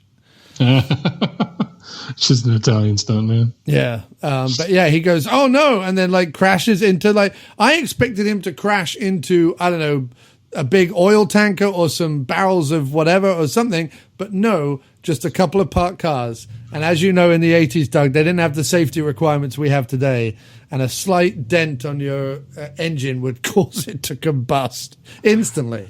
And everyone's car had several cans of gasoline just in case. Right. Just in case it didn't go up the first time. Once the slight flame caught the gasoline cans, you would guaranteed an explosion. But the Limehouse tries to run over Sho Kosugi with a truck. Yes. And they do a pretty neat shot where they're clearly they shot the film in a sped up speed. Yeah. Kosugi drops to the ground and the truck drives over him. And then Limehouse keeps going, and what you said happened. It switches from day to night while he's under the truck. Yeah. That's a long time to hang on to the underside of a truck. Also, they're driving to downtown Houston Angeles at this point. Yes. Because they have to get to the docks. And then there's just some more fighting that happens. Well, they go to the warehouse full of all the dummies. It's like a bunch of mannequins. Yeah. Which is reminiscent of the end of the Jean-Claude Van Damme one with that's set in New Orleans. Hard Target? Hard Target, yeah, that's right. With Lance Henriksen. What I love is when in the 80s and 90s they had to pair regular actors off with martial artists and try and make it an equal fight. The same thing happens in Pray for Death, where hulking James Booth gets to fight Sho Kosugi and weirdly is like winning, which is super weird and disappointing. Yeah, he's really hard to kill for a ninja, even though he's just a big gangly guy. Yeah. Well, he's not the ninja in this one. In Revenge of the Ninja, they try and like make out everyone is a ninja. Oh, okay. That like the bad guy in Revenge of the Ninja, they're like, he lived in Japan for 25 years. Well, that clearly makes you a ninja then. It's like... Yeah, no. James Booth, Limehouse Willie, is just a psychopath. Yeah, he's just a huge hulking Frankenstein. But he's so big, he'd be so easy to hit. Right. With also, any of your pins and needles that you carry as a ninja. As much as I love Ninja versus Chainsaw, it's a great, great sequence. Yeah. It's ridiculous how he would have completely and utterly cut Sho Kosugi's face in half, and yet for some reason doesn't, even though he has the reach and a large weapon with a motor. Like, and by this point, he's stabbed Sho Kosugi in the leg with a broken stick.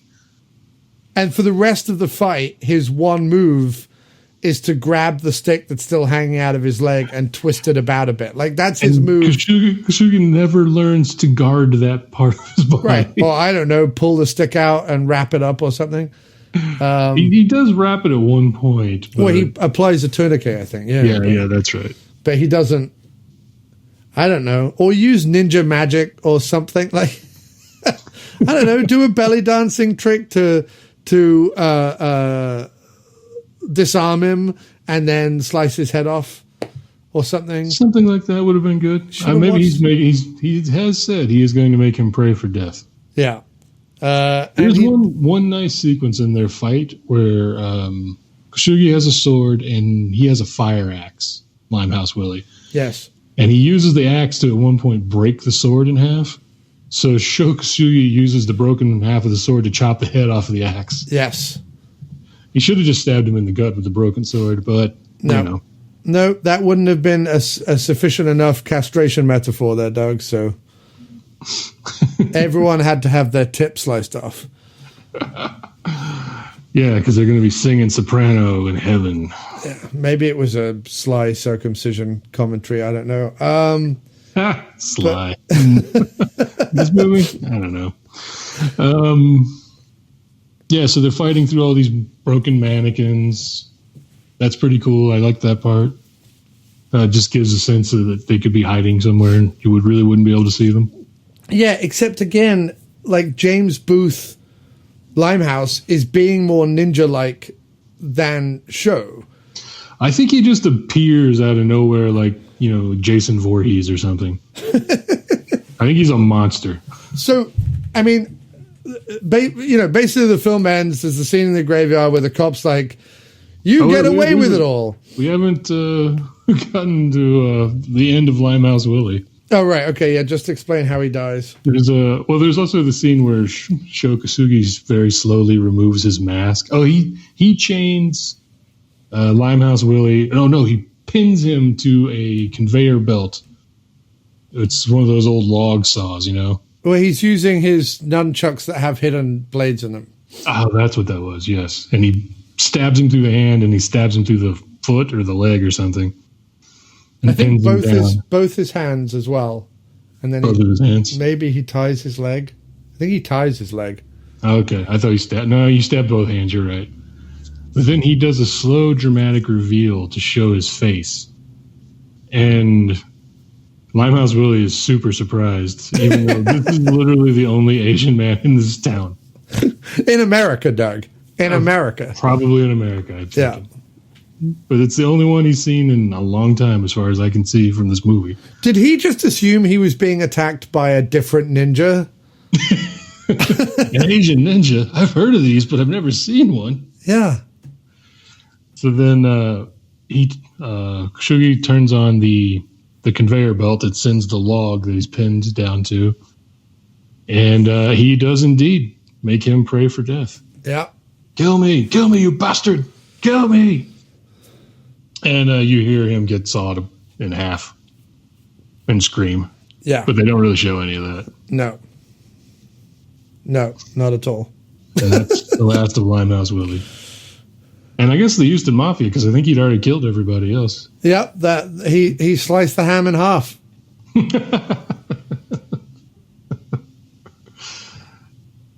Today's headline in the hat. Ham sliced in half.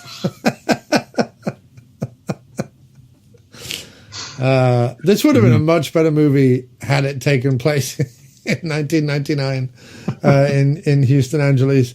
And Limehouse really was just some kind of crazy mutant. Yeah, just some crazy mutant guy, like some crazy trauma mutant thing.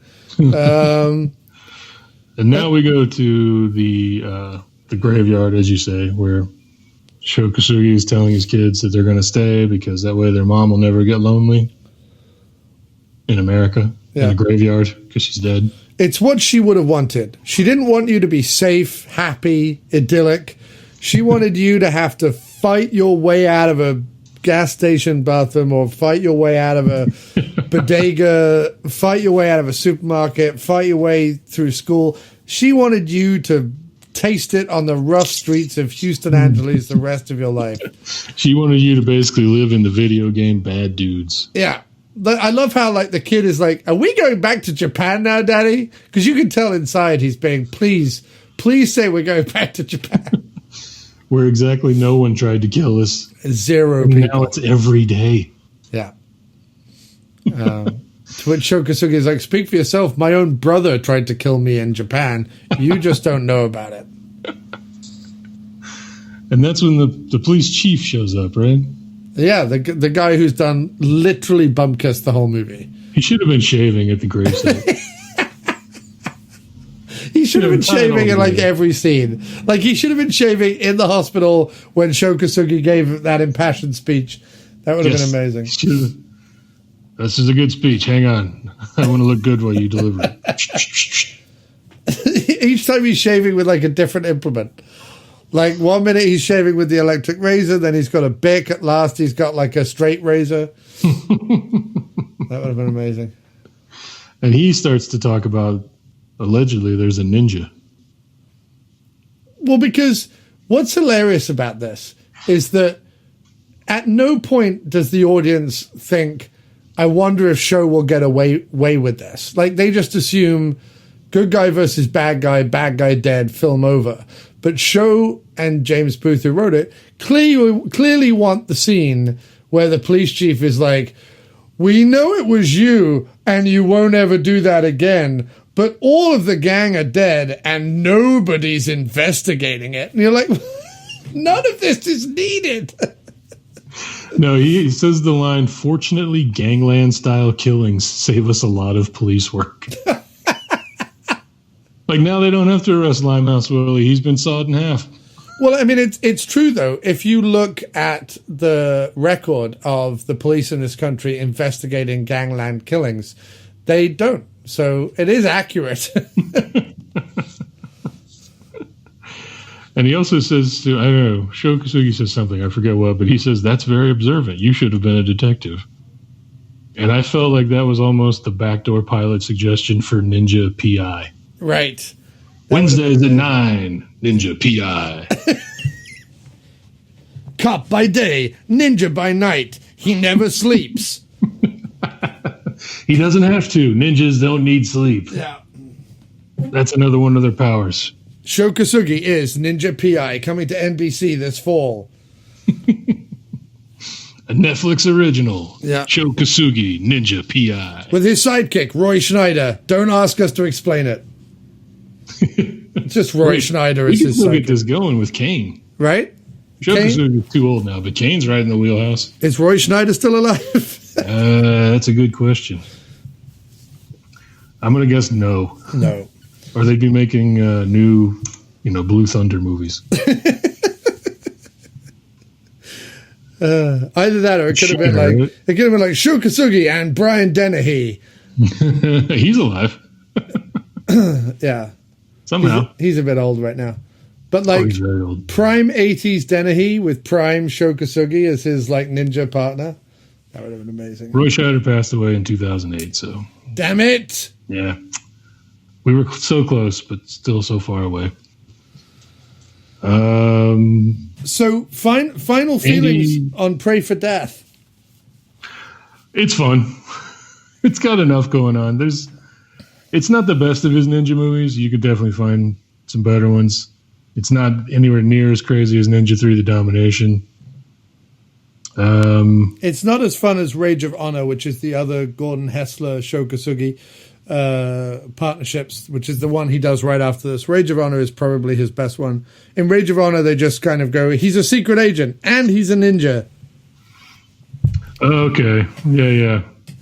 Well, I would recommend everyone to watch this if they like this kind of action movie. It's not hard to tell whether or not you're going to like it. No, if you like Death Wish films and if you're accepting of the kind of slightly slower, slightly more cumbersome, and slightly more gymnastic martial arts of the 80s, then you will enjoy it.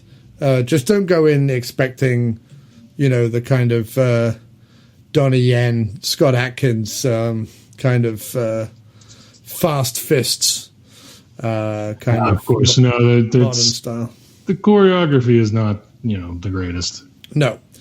But you've got to think to yourself, like, Sho Kosugi really did it right. Like, he showed up on the scene, was a stuntman in a couple of movies, and then when people were looking around for, like, someone who was willing... Because what used to happen is all the Asian action stars used to try and break America. Like, we have to do our American flick. And... They would always make it too American for the Hong Kong audiences, but too Hong Kong for the American audiences. Sho shows up with Enter the Ninja and Revenge of the Ninja and Ninja 3, and he's like, I'll do anything. Like, make it as American and whatever as you like. Like, I'll just be a ninja and bring all the ninja stuff. You do all the American stuff. Like, I'm not looking to do a movie that even plays in Japan. This is a movie. I don't think there's any other audience outside of the U.S. or maybe Canada. Well, because I think if you saw possibly the Limehouse neighborhood of London, definitely the East End of London shows this film regularly on a Friday night, even to this day. There's a spiritual hero. There's an opium den in Limehouse. That sounds like something out of a Sherlock Holmes film. But like, there's an opium den in Limehouse that shows this movie every night. And you get a free pork pie with every viewing. That and Sherlock Holmes episodes starring Jeremy Brett. What is it? Jeremy Brett. Yes, Jeremy Brett. It's. He was perfectly poised to be the guy who was like, fine, I'll be the token Asian guy. Because there was even, there was Asian Americans like Don the Dragon Wilson, who said that he turned down a lot of films where they wanted him to speak like in a Japanese accent, and he was like, "But I don't have a Japanese accent. I'm Asian American. I was raised in America." Oh, well, you should have consorted James Hong on that. Right, exactly. He's from Minnesota. Yeah, I know. But Sho Kosugi's like, no, I have the accent and everything. Like, I'll do whatever you want. Like, Sho isn't worried about it, and he managed to squeak out 6 movies and a TV series that are worth it. I mean, he does other stuff, but like 6 movies and a TV series and a decade's worth of I'm Sho Kosugi. And 40 years later, we're still talking about him. So who had the last stilted laugh? I'll tell you who didn't have the last laugh was James Booth. No. I'm looking at his IMDb, and in 1980, he was in The Jazz Singer, a movie in which Neil Diamond performs in blackface. Yep. In 1980. Yep. And the following year, he was Velasquez in Zorro the Gay Blade. Yep. Which I recently watched again on YouTube because I heard it was in Joker. Oh, really? And I was like, oh, wow, I hadn't thought about that in forever. And it is bad. Yeah. No, it's not good. But he also has one of the weirdest, like, careers, James Booth. And I just don't understand how... I mean, yes, Sho had done 4 ninja movies before this with diminishing returns. But did James Booth watch that and be like, my last-ditch effort to stay relevant in Hollywood will be to write a ninja movie? Apparently so, because he writes and performs in this one. And I think that if this has a downfall at all, it is the fact that he writes it. And the reason why I say that is because there's so much of this movie that smarts of like Booth writing a bigger role for himself than would normally be the case. You know what I mean? I want to say maybe he was like a package deal for these guys. Like, hey, if I get to be the bad guy, I'll write them the movie. Yeah. I think they got out of... This is Golden Globus, right? No, it's not. No, it's... okay. This is... what's it called? I was just looking at it earlier. Trans World Entertainment, I think. Oh, okay. I think they got out of paying somebody. Yeah, the screenwriter or the actor. They got out of paying one of them. He left... Yeah, it's Trans World Entertainment. He left Golem and Globus... after Ninja 3. They executive produced 9 Deaths of a Ninja, but they don't actually, they threw a few bit of money at him, but they're not hands-on producers, and Canon Films didn't do any of these last 3. This was his 3rd screenplay. After he'd been acting for over 20 years, he wrote his first. And then he only wrote 3 more, 2 of them being American Ninja movies, which I don't suppose were hard to write. Oh, he wrote American Ninja 3 and 4? 2 and 4. Oh, my God. Okay, so that's where it comes from then, because American Ninja 2... No, Pray for Death is before... Okay, this is so weird. Wow, he writes American Ninja 2? Yeah. Wow. And he wrote Avenging Force, which also starred Michael Dudikoff. It does, yes, and was directed by Sam Furstenberg, who we recently interviewed for the After Movie Diner. Oh, cool. And Stormin' Home, his film from 1985, has Jeffrey Lewis in it. And we were talking about Van Damme earlier. He's obviously in, what's it called? Double Target, Double Team, Double something or other. Double Impact. Double Impact. Because he also did Double Team with Dennis Rodman. He did. No, but the reason why I was going to bring it up is because Double Impact is the movie where they're like, how do we explain that 2 Van Dammes raised on 2 different continents have the same accent? Yes. One of them was supposed to be American, right? Well, one of them was raised by Belgian nuns in Hong Kong. Okay. And the other one had a very prominent French teacher who helped him in Los Angeles. Oh, well, sure. So, sure, that'll rub off on your child. That's how accents develop. By, occasionally talking to one person. So I haven't seen American Ninja 4 in a long time, but I have to assume that Mulgrew, the villain James Booth plays in that, is probably similar to this one. He's probably in it way more than the leads are in it. Yeah, I would guess he's probably not, no, he's not a real deep writer. No. American Ninja 4, yeah. But apparently if you're a washed-up British actor who once was in Zulu with Michael Caine, you can write ninja movies in the 80s. Apparently that's a thing you can do. And who wouldn't pay to see that? Yeah, his resume is just so fucking weird, isn't it?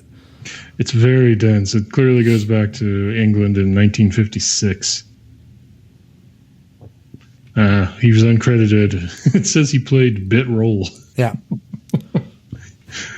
Well, that's bit roll, like literally bit roll. Yeah. So his first name is Bit, his last name is Roll. If you look at the credits, there's like Alan Roll, Jeff Roll, Bob Roll, and he was Bit Roll. Walk on roll. Yeah, Non-speaking roll. Ham roll. Sausage roll again. Yeah, sausage roll. Okay, well, that's Pray for Death, huh? It was. That was. I mean, I'm going to look at it right now, and I'm going to give you of the 6 Sho Kosugi movies. I'm talking the Canon trilogy, and then this other ramshackle trilogy that he does. I'm going to order them in order of preference. I'm going to go Rage of Honor first, because that's probably my favorite, like, solo leading show role. While Ninja 3 is certainly more fun, I feel like number 1 on my list has to be a Sho Kosugi starring film. So I'm going to go Rage of Honor first, then Ninja 3 The Domination, then Revenge of the Ninja, then 9 Deaths of a Ninja, then this one, Pray for Death, and then Enter the Ninja. That's my order of those 6 movies. Okay, well, I'm going to enter, let's see, my favorite of his films is The Godfather Part 2, where he played passerby in coat with cap pulled down. which totally, by the way, right, he's uncredited and he has his cap pulled down.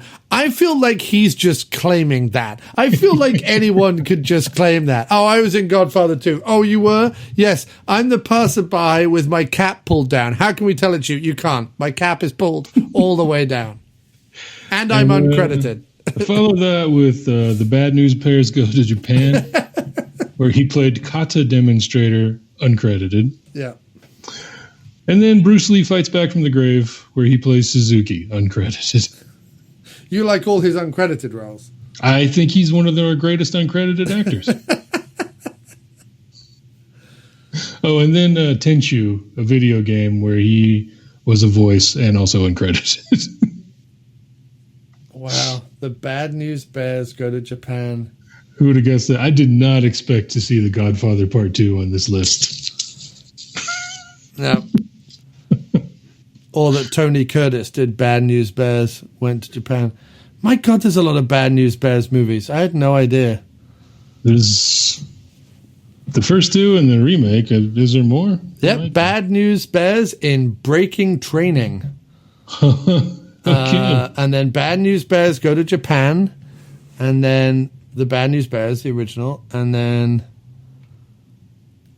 And Jackie Earle Haley, by the way, is in all of them.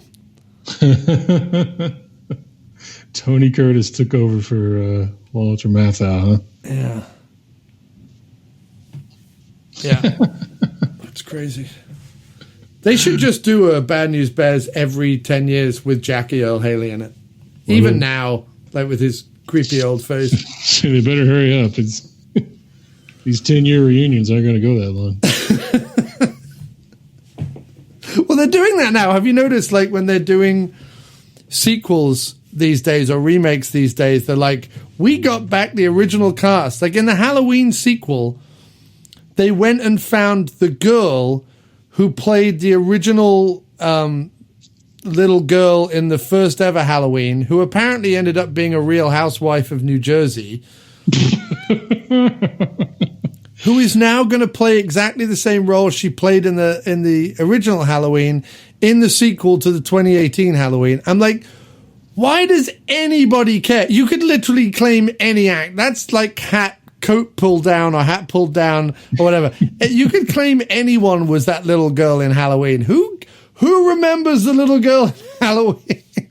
Yeah, I don't know what the point of most of it. It's just trivia. The internet has to be filled all the time. Right. So can they bring back Paul Rudd as the alternate dimension Tommy Doyle then from Halloween 6? That might be a little harder to get. I'm not sure. Also, I love this whole thing with the Halloween franchise where they did Halloween 2018 where they completely forgot all the other sequels. They were like, we're just going to start again with Halloween 2018 as if it's 40 years later. So I'm like, so basically you're redoing H2O then, which did exactly that, kind of retconned the last three sequels and just went, so you're now doing H2O, so you're making that. Then you're bringing back the little girl from the original Halloween in the sequel. So basically you're doing Halloween 6, because that's what happens in Halloween 6. Tommy Doyle comes back, only this time it's played by Paul Rudd. Because again, it was a child actor. Nobody gave a shit who it was. Yeah, so you might as well have Paul Rudd play it as an adult. Right, so you're now doing that as the remake of the sequel. I wouldn't be surprised if Halloween 2022 or whatever, the third sequel that they're doing, doesn't remake Halloween 3 and doesn't even have Jamie Lee Curtis or Michael Myers in it at all, just to piss off a whole new generation of people. The new Halloween, Season of the Witch. Right? They should oh my God. If Halloween 2018 and Halloween 2020 turn out to be like a massive lead up to the world's biggest trolling of horror fans, that would be incredible. Like if they were like, oh my God, I can't believe Jamie Lee Curtis is back. They've got the little girl from the first one. They're bringing back all these people. They're doing new sequels to Halloween. Oh my God, I'm so happy. And then like the third sequel they do, they're like, Michael Myers and Jamie Lee Curtis aren't even in it. We've remade Season of the Witch. You said we'd never do this bullshit again. Well, joke's on you. The whole thing is just a massive trolling by people who like really love Season of the Witch. All right, let's do it. Yeah, I love that idea. Tom Atkins is still alive. Let's just find a 20-year-old girl he can creepily seduce. Gross. I mean, it was gross back in Season of the Witch where he looks 50 and she looks 12. Oh. I mean, I love Tom Atkins, but I'm just saying. Yes, he's a creep. Creepy mustache. Anyway, Doug, this has been a pleasure.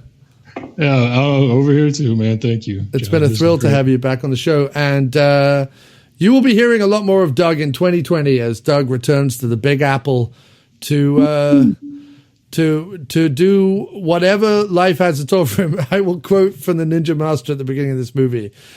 Moving back to America, Doug, is definitely the right idea. Yeah, you couldn't have picked a better year as well. 2020 is going to be such a happy year as well. No matter where I go, I'll always be in the shadow of the ninja. Yeah, right. But you couldn't have picked, like, I'm just thinking, like, coming back to America in 2020 when most people wishing they were leaving. And that's amazing. At least when I moved to America, they voted in, like a year later, they voted in Barack. Maybe you coming back to America will lead them to actually vote in someone worth a damn. We'll wait and see. Well, I guess this is a good time for me to announce my entry into the 2020 debate. Doug, yes, and you're moving back from Mexico, so you can be like, I proved the wall doesn't work. I got on one of those newfangled machines. What are they called? That's right, an aeroplane. I flew right over that fucker. All right. Sorry, dude. Yeah, this has been awesome. It's been great, man. And we'll see you in January when you get back. Look me up. Man. Give me a call. Absolutely. All right, dude. All the best. Bye now. Bye. All right. So that was our 300th episode, except if you remember all the way back at the beginning of the episode, I promised a special surprise, an exciting, awesome, incredible, you didn't see it coming surprise. Well, here is that surprise. That's right. I gave Jim a call. Hello. Hello. What is that? What is that? What is that word you're saying? I'm saying hello. Right. Why are you saying it like that, though? Why not? You know, that's the question. Well, as the episode that I'm currently editing is the 300th episode of the After Movie Diner, I felt that it couldn't go by without having you on the show in some format.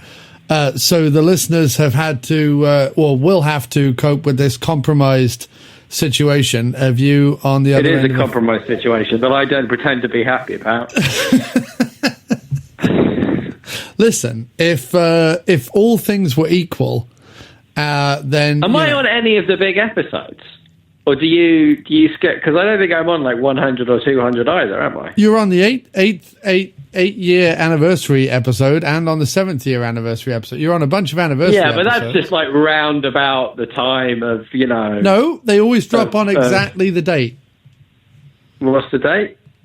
But you drop them on the date. Do we record them on the same date? No, we don't. No.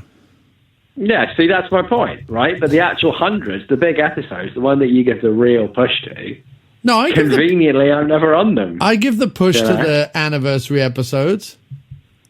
Yeah, somehow it's not quite the same, is it? The big 200 episode was an interview with A. Michael Baldwin, and I think you were on it. Who? A. Michael Who? A. Michael Who's Baldwin. A. Michael Baldwin? A. Michael Baldwin from Phantasm. Stop saying A. Michael Baldwin. From who? From Phantasm.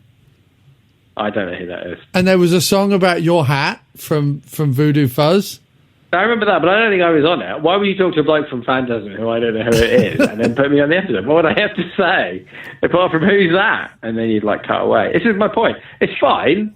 It's fine. I'm just saying I've noticed a pattern. That's all I'm saying. Well, we've only had 3 big episodes, episode 100, episode 200, and episode 300. I know, and I haven't been on any of them. I'm just saying. It comes around, and all of a sudden, you're too busy. Oh, what's Not weird? busy enough for Ninja episodes, though. What's weird is I've suddenly realised that our 100th episode was in 2 parts. So technically... Yeah, so there you go. Didn't even make either of those. That's 4. No, I'm saying you're going to get to 400 episodes. But I'm saying that technically this episode is 301. But it's right. So I'm not even going to be on the 300th episode because you already released that one. Yeah, but no, you'll be on the episode labeled 300. All right. Well, let's get on with it then. Actually, technically, and this is going to make you laugh, underneath the After Movie Diner podcast feed, there's already 305 episodes. There's only 300. There's only 300 numbered episodes. But this episode, if we're assuming that every single audio thing I've put out underneath the After Movie Diner is an episode unto itself, this is actually episode 306. So what was episode 300? I might have been on that one. You might have been on that one. So let's look at that. 6 episodes ago. 1, 2, 3, 4, 5, 6. You were. It was Rambo. Yeah. Well, that's the last time I was on. Yeah, but it doesn't really count, does it? Because it's, when people are browsing, and I know you know this because you've done Google Analytics. You know that when people are browsing the diner for the first time, they automatically gravitate towards 100, 200, or 300. They just feel the need to listen to those things. That's why you keep me away, because you don't want people experiencing my voice. But I'm not keeping you away. I'm having you on the 300th episode. This is you on the 300th episode. I'm not keeping you away. Yeah, you're burying me at the end, though, aren't you? I know that when people are listening to this. Well, if this is the conversation. If this is the conversation you were planning to have with me, then yes, I am going to bury it. I thought we'd be talking. Well, were you hoping it'd be more like the other great thing about you? Yes, is, of course. X. Of course. Right. Well, you should have warned me so I could take some time to think about what that might be. But you think about all the excellent episodes that you've been on. I mean, really, you've been on the best episodes. I'd say that's probably true, yeah. I mean, certainly as far as I'm concerned. As far as you're concerned, you're on the best episodes. As far as everyone else is concerned, they really like the New Year's Eve episodes that you're not on. I know, I do know this, by the way. I do know that the most popular episodes are the ones that I'm not on. They really like the episodes, as you said. They really gravitate towards episode 100 and episode 200. I don't know that that's true. I know, I'm joking about that. I don't know that that's true. Okay. Let's go to the stats and see what the stats say about your assumption that people only listen to the... Yeah, all right, yeah. Like, what is the most popular episode of the After Movie Diner of all time? It's the Blade Runner one. All right, well, the ones that people did listen to by mistake. You think they listened to that by mistake? I think they listened to that by mistake, yeah. Because didn't we basically say the trouble with Blade Runner is it's a bit crap, and I'm presuming a bunch of strokey beard people who love Blade Runner then never ever listen to us again. Yeah, sadly, people did tune in that episode to hear two middle-aged blokes say Blade Runner's a bit crap. That's not what they were expecting. I don't know. Someone might have done. Just no one we know. Let's. I'm looking up. I'm pulling up the information from the last year, because that's the last year that we've been on. It's not letting me find out. Is that's the most recent time? That's true. Yeah. Wow, October was very popular. Date wasn't on that one. You were on some of the October episodes. I thought you said Cobra. No, not Cobra. Well, I'm assuming you've covered Cobra at one point. No, never covered a Cobra, I don't think. I don't know how to find out what the most popular episodes are. How do you not know that? Aren't you didn't you just complete a course in Google What's Popular? Google What's Popular. I have. Well, that's basically what it is, isn't it? I have completed a course in Google What's Popular, like and then make them buy stuff. But that's not how Spreaker organizes the list. The Man Who Killed Hitler and Then the Bigfoot, that was hugely popular. You were on that one. Fighting with My Family was hugely popular. You were on that one. Really? That's weird. So some of the sleazy spaders were popular, but you're not on those anymore. But that's by your choice. Oh, well, that's my fault. I voluntarily disengaged from that. Yeah, because most of the films you watch were crap. Most of yours are pretty Ready or Not. Weren't you on that one? That was a pretty big one. Yeah, we were on that one. Yeah, so you're really. Right. Yeah. I'm glad that people do listen. I assume that it's people who found us through the. Because the trouble with The Man Who Killed Hitler and the book for one was, Christ, the audio quality was terrible on that one, wasn't it? Yeah, so much better when you yawn through what you're trying to say. The audio quality of you yawning through what you're trying to say is so much better than us sitting. Happy 300, mate. Here's a yawn. So what do you want to talk about then? 300 episodes then, eh? The first episode. How are you still alive? How's it still going? I have no idea. Absolutely no idea at all. The first episode you were ever on was on episode 10. And then... Oh, well, 10's a reasonably important number. Yeah, well, 10. I was briefly looking forward to being on 300 because 300 was, if you remember, going to fall on Halloween. Right, but then we both got really busy. Yeah, that's true. And I wasn't able to get you... And there was also fuck all in the cinema. It was just a whole mixed bag of bollocks, basically. Oh, fuck. This is great. Yeah, you just keep fucking yawning, mate. You just keep fucking yawning. People tune in. They're like, oh, Jim's on the 300th episode. That's really nice of Crossy to drag his ass in and put him on the 300th episode. And then he's like, oh, let me talk through a yawn. I bet you're gonna bury me under. No, I'm putting you right at the front. This whole gribbly. I will be lumped together with other special guests. I've not got any other special guests. Really? You're the only other one. People on. I haven't got people out there like other people more than me. You should get them on. I haven't got time to get other people on. I'm literally editing it tonight. It's going up tomorrow, and then I'm going to fucking Connecticut for Thanksgiving. I've got no time for your fucking other special guest. You are the special guest, mate. All right. All right. I'm the special guest. Then All right. you were I'm on mollified. Yeah. Then you were on mollified. episode. Yeah, shut up. Then you were on episode 37 where we did Hound of the Baskervilles and Satanic Road to Dracula. And then I'm trying to look when your run began of kind of doing it most I think weeks. it was. I think it was Pacific Rim. I think that's the first one we saw in the cinema. I'm looking. No, because we did Stranded. That was back Before Pacific Rim. That was back in 2013. No, Pacific Rim. You're right. Pacific Rim. That was the 2-year anniversary. You were on that bloody episode. Oh, was I? No, I know on the anniversary episode. Nobody cares about those. I'm not on the big, 100, 200, 300. I want to be on them. I want to be on 400. You've got to do this again for another 99 episodes. All right. Just 100 episodes. Fuck, really? Nobody wants Just that. so I can be on 400. But I want to be on 400. All right. Okay. But yeah, we did Pacific Rim was the first one. Right.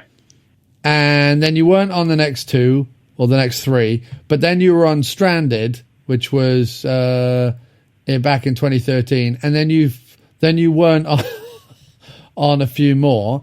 And then you came back with The Colony, which was a Horrortober episode 98. And then Dracula 3D, episode 99. But then you were not on episode 100 and episode 100 part 2, which was the big Maniac Cop trilogy. Yeah, of course not. Of course I wouldn't be on that one. And then you came back in again with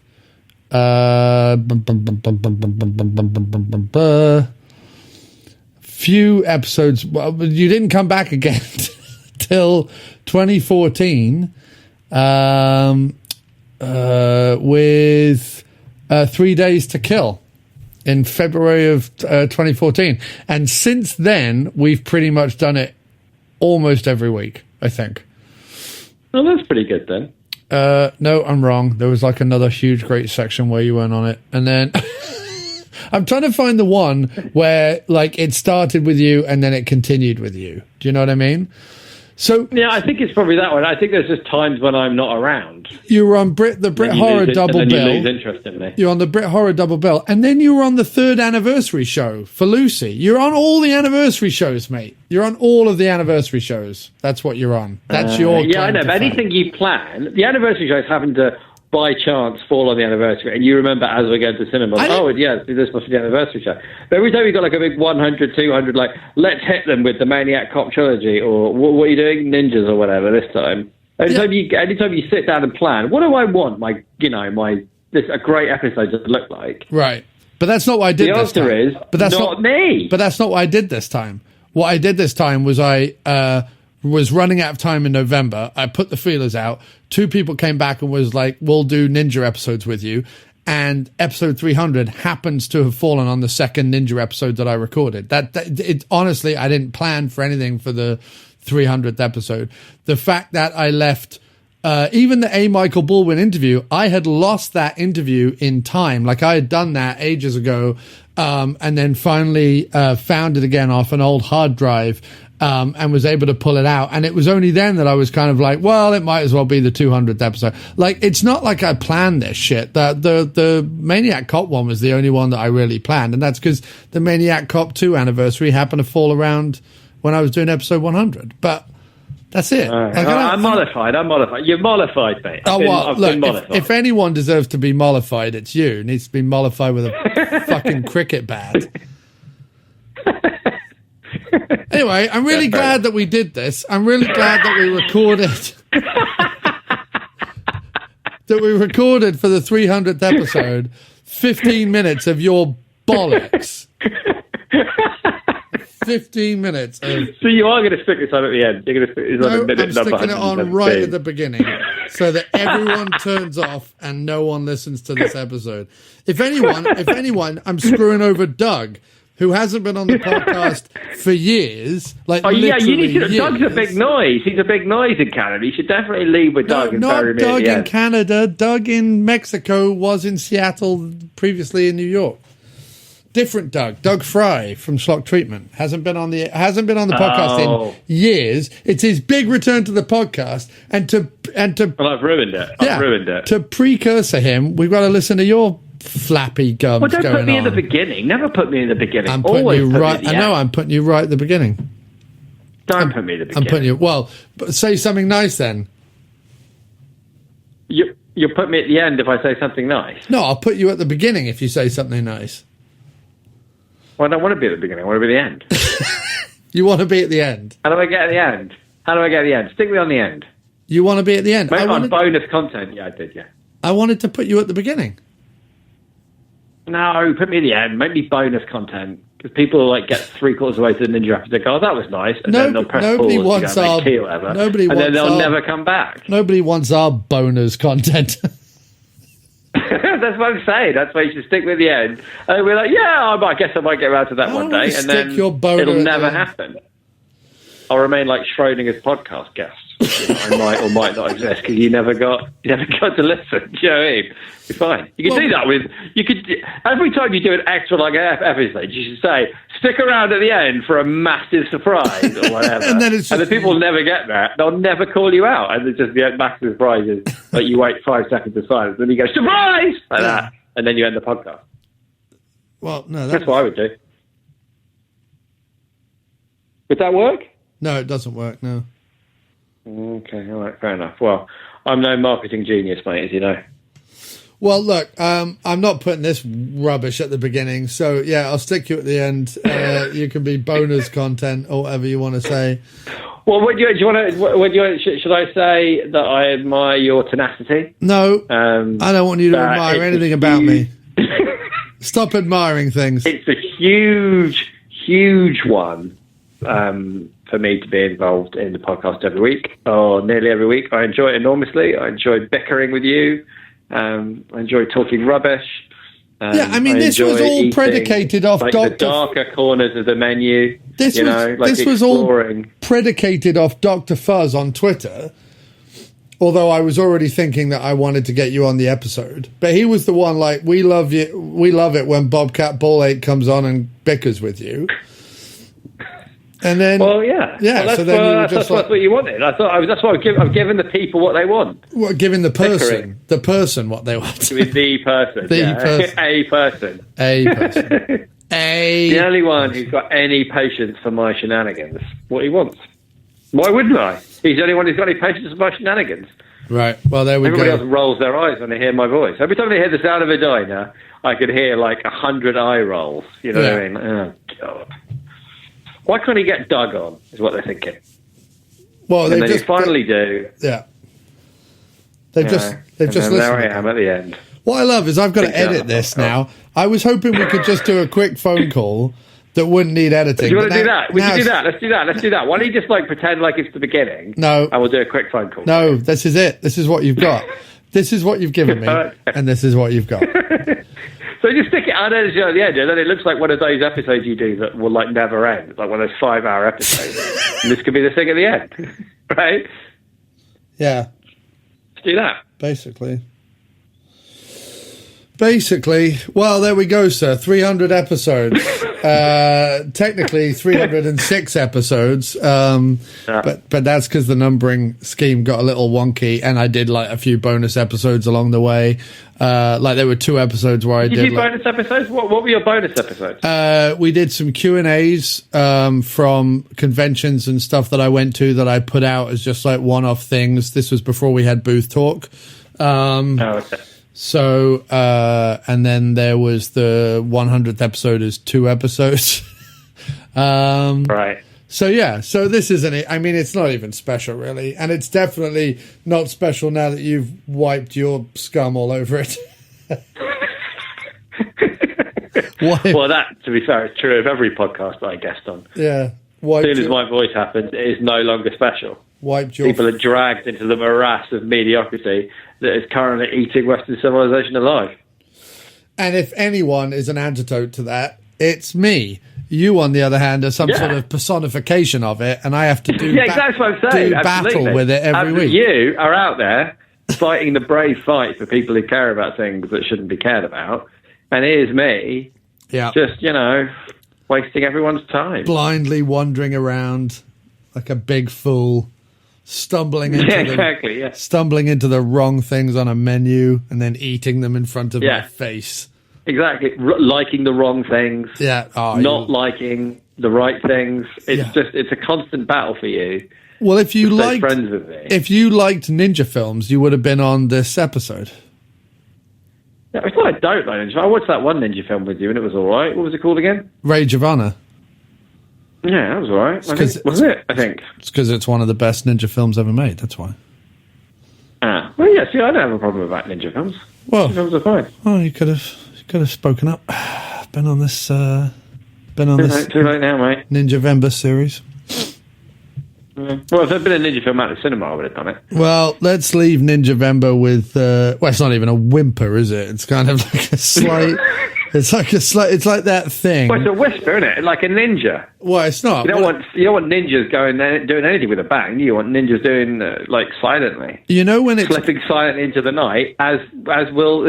I don't know. As will this podcast. I think it's more like in the spirit of like a ninja. No, this podcast will disappear without making.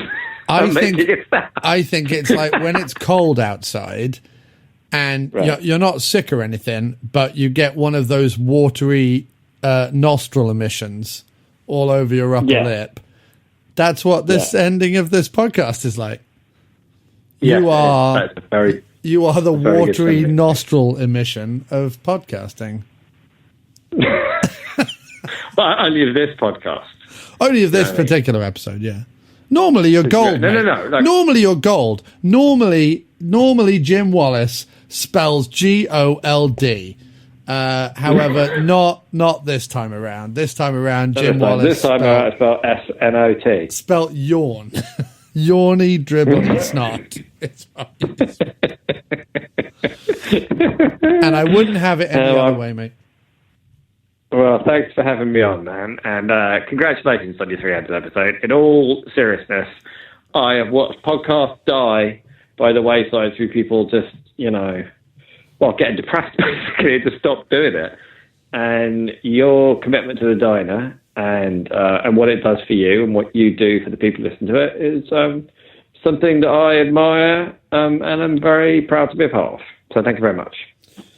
And I wouldn't have it any other way. And in all honesty, I am really, really, really looking forward to just doing some of our regular episodes again. I love having, different guests on, and I love talking about different movies and stuff. But the thing I absolutely adore is going to see a movie and then going to a diner and then us talking about it or not, as the case may be. But that's my favorite thing.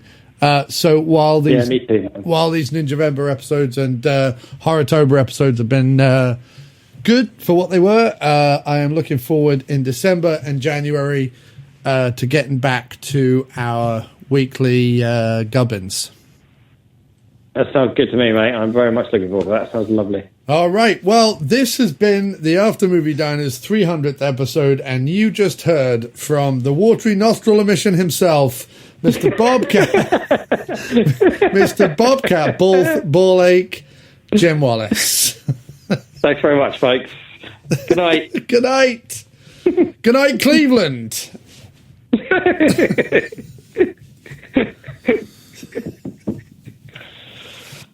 Surprise! Yes, there is more surprises. As if that wasn't surprising enough.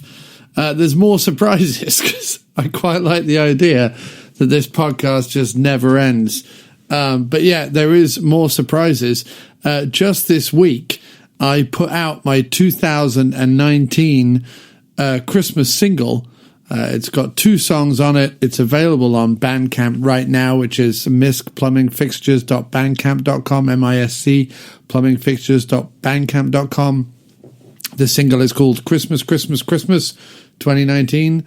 And you're going to hear part of the track. But why don't you support the diner by going over and purchasing the single for $1? That's right. Go over to Bandcamp, miscplumbingfixtures.bandcamp.com, or just look up Miscellaneous Plumbing Fixtures on Facebook, where I put the link, or follow me at MiscPlumFix on Twitter, and buy the single for $1 and support the diner. And now you'll be able to hear what you'd be getting for that crisp single dollar. just a little bit, just a little taster right now, go buy the single, please. It would be awesome if you did. And thank you so much for listening and supporting for 300 episodes. Here is to 300 more.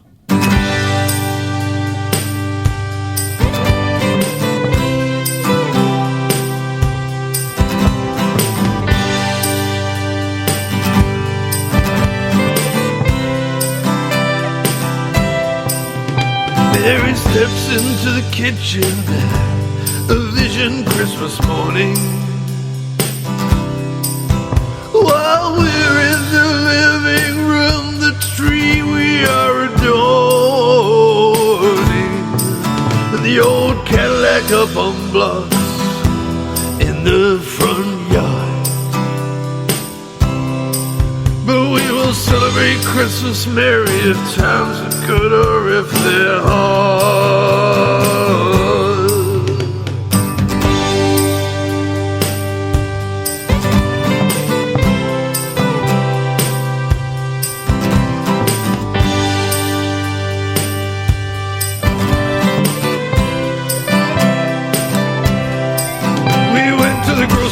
Store as a family to escape the landlord, and bought the best damn bird we could find for what we thought we could afford. With 2 kids in the back of our old pickup, Mary, you were everything to me.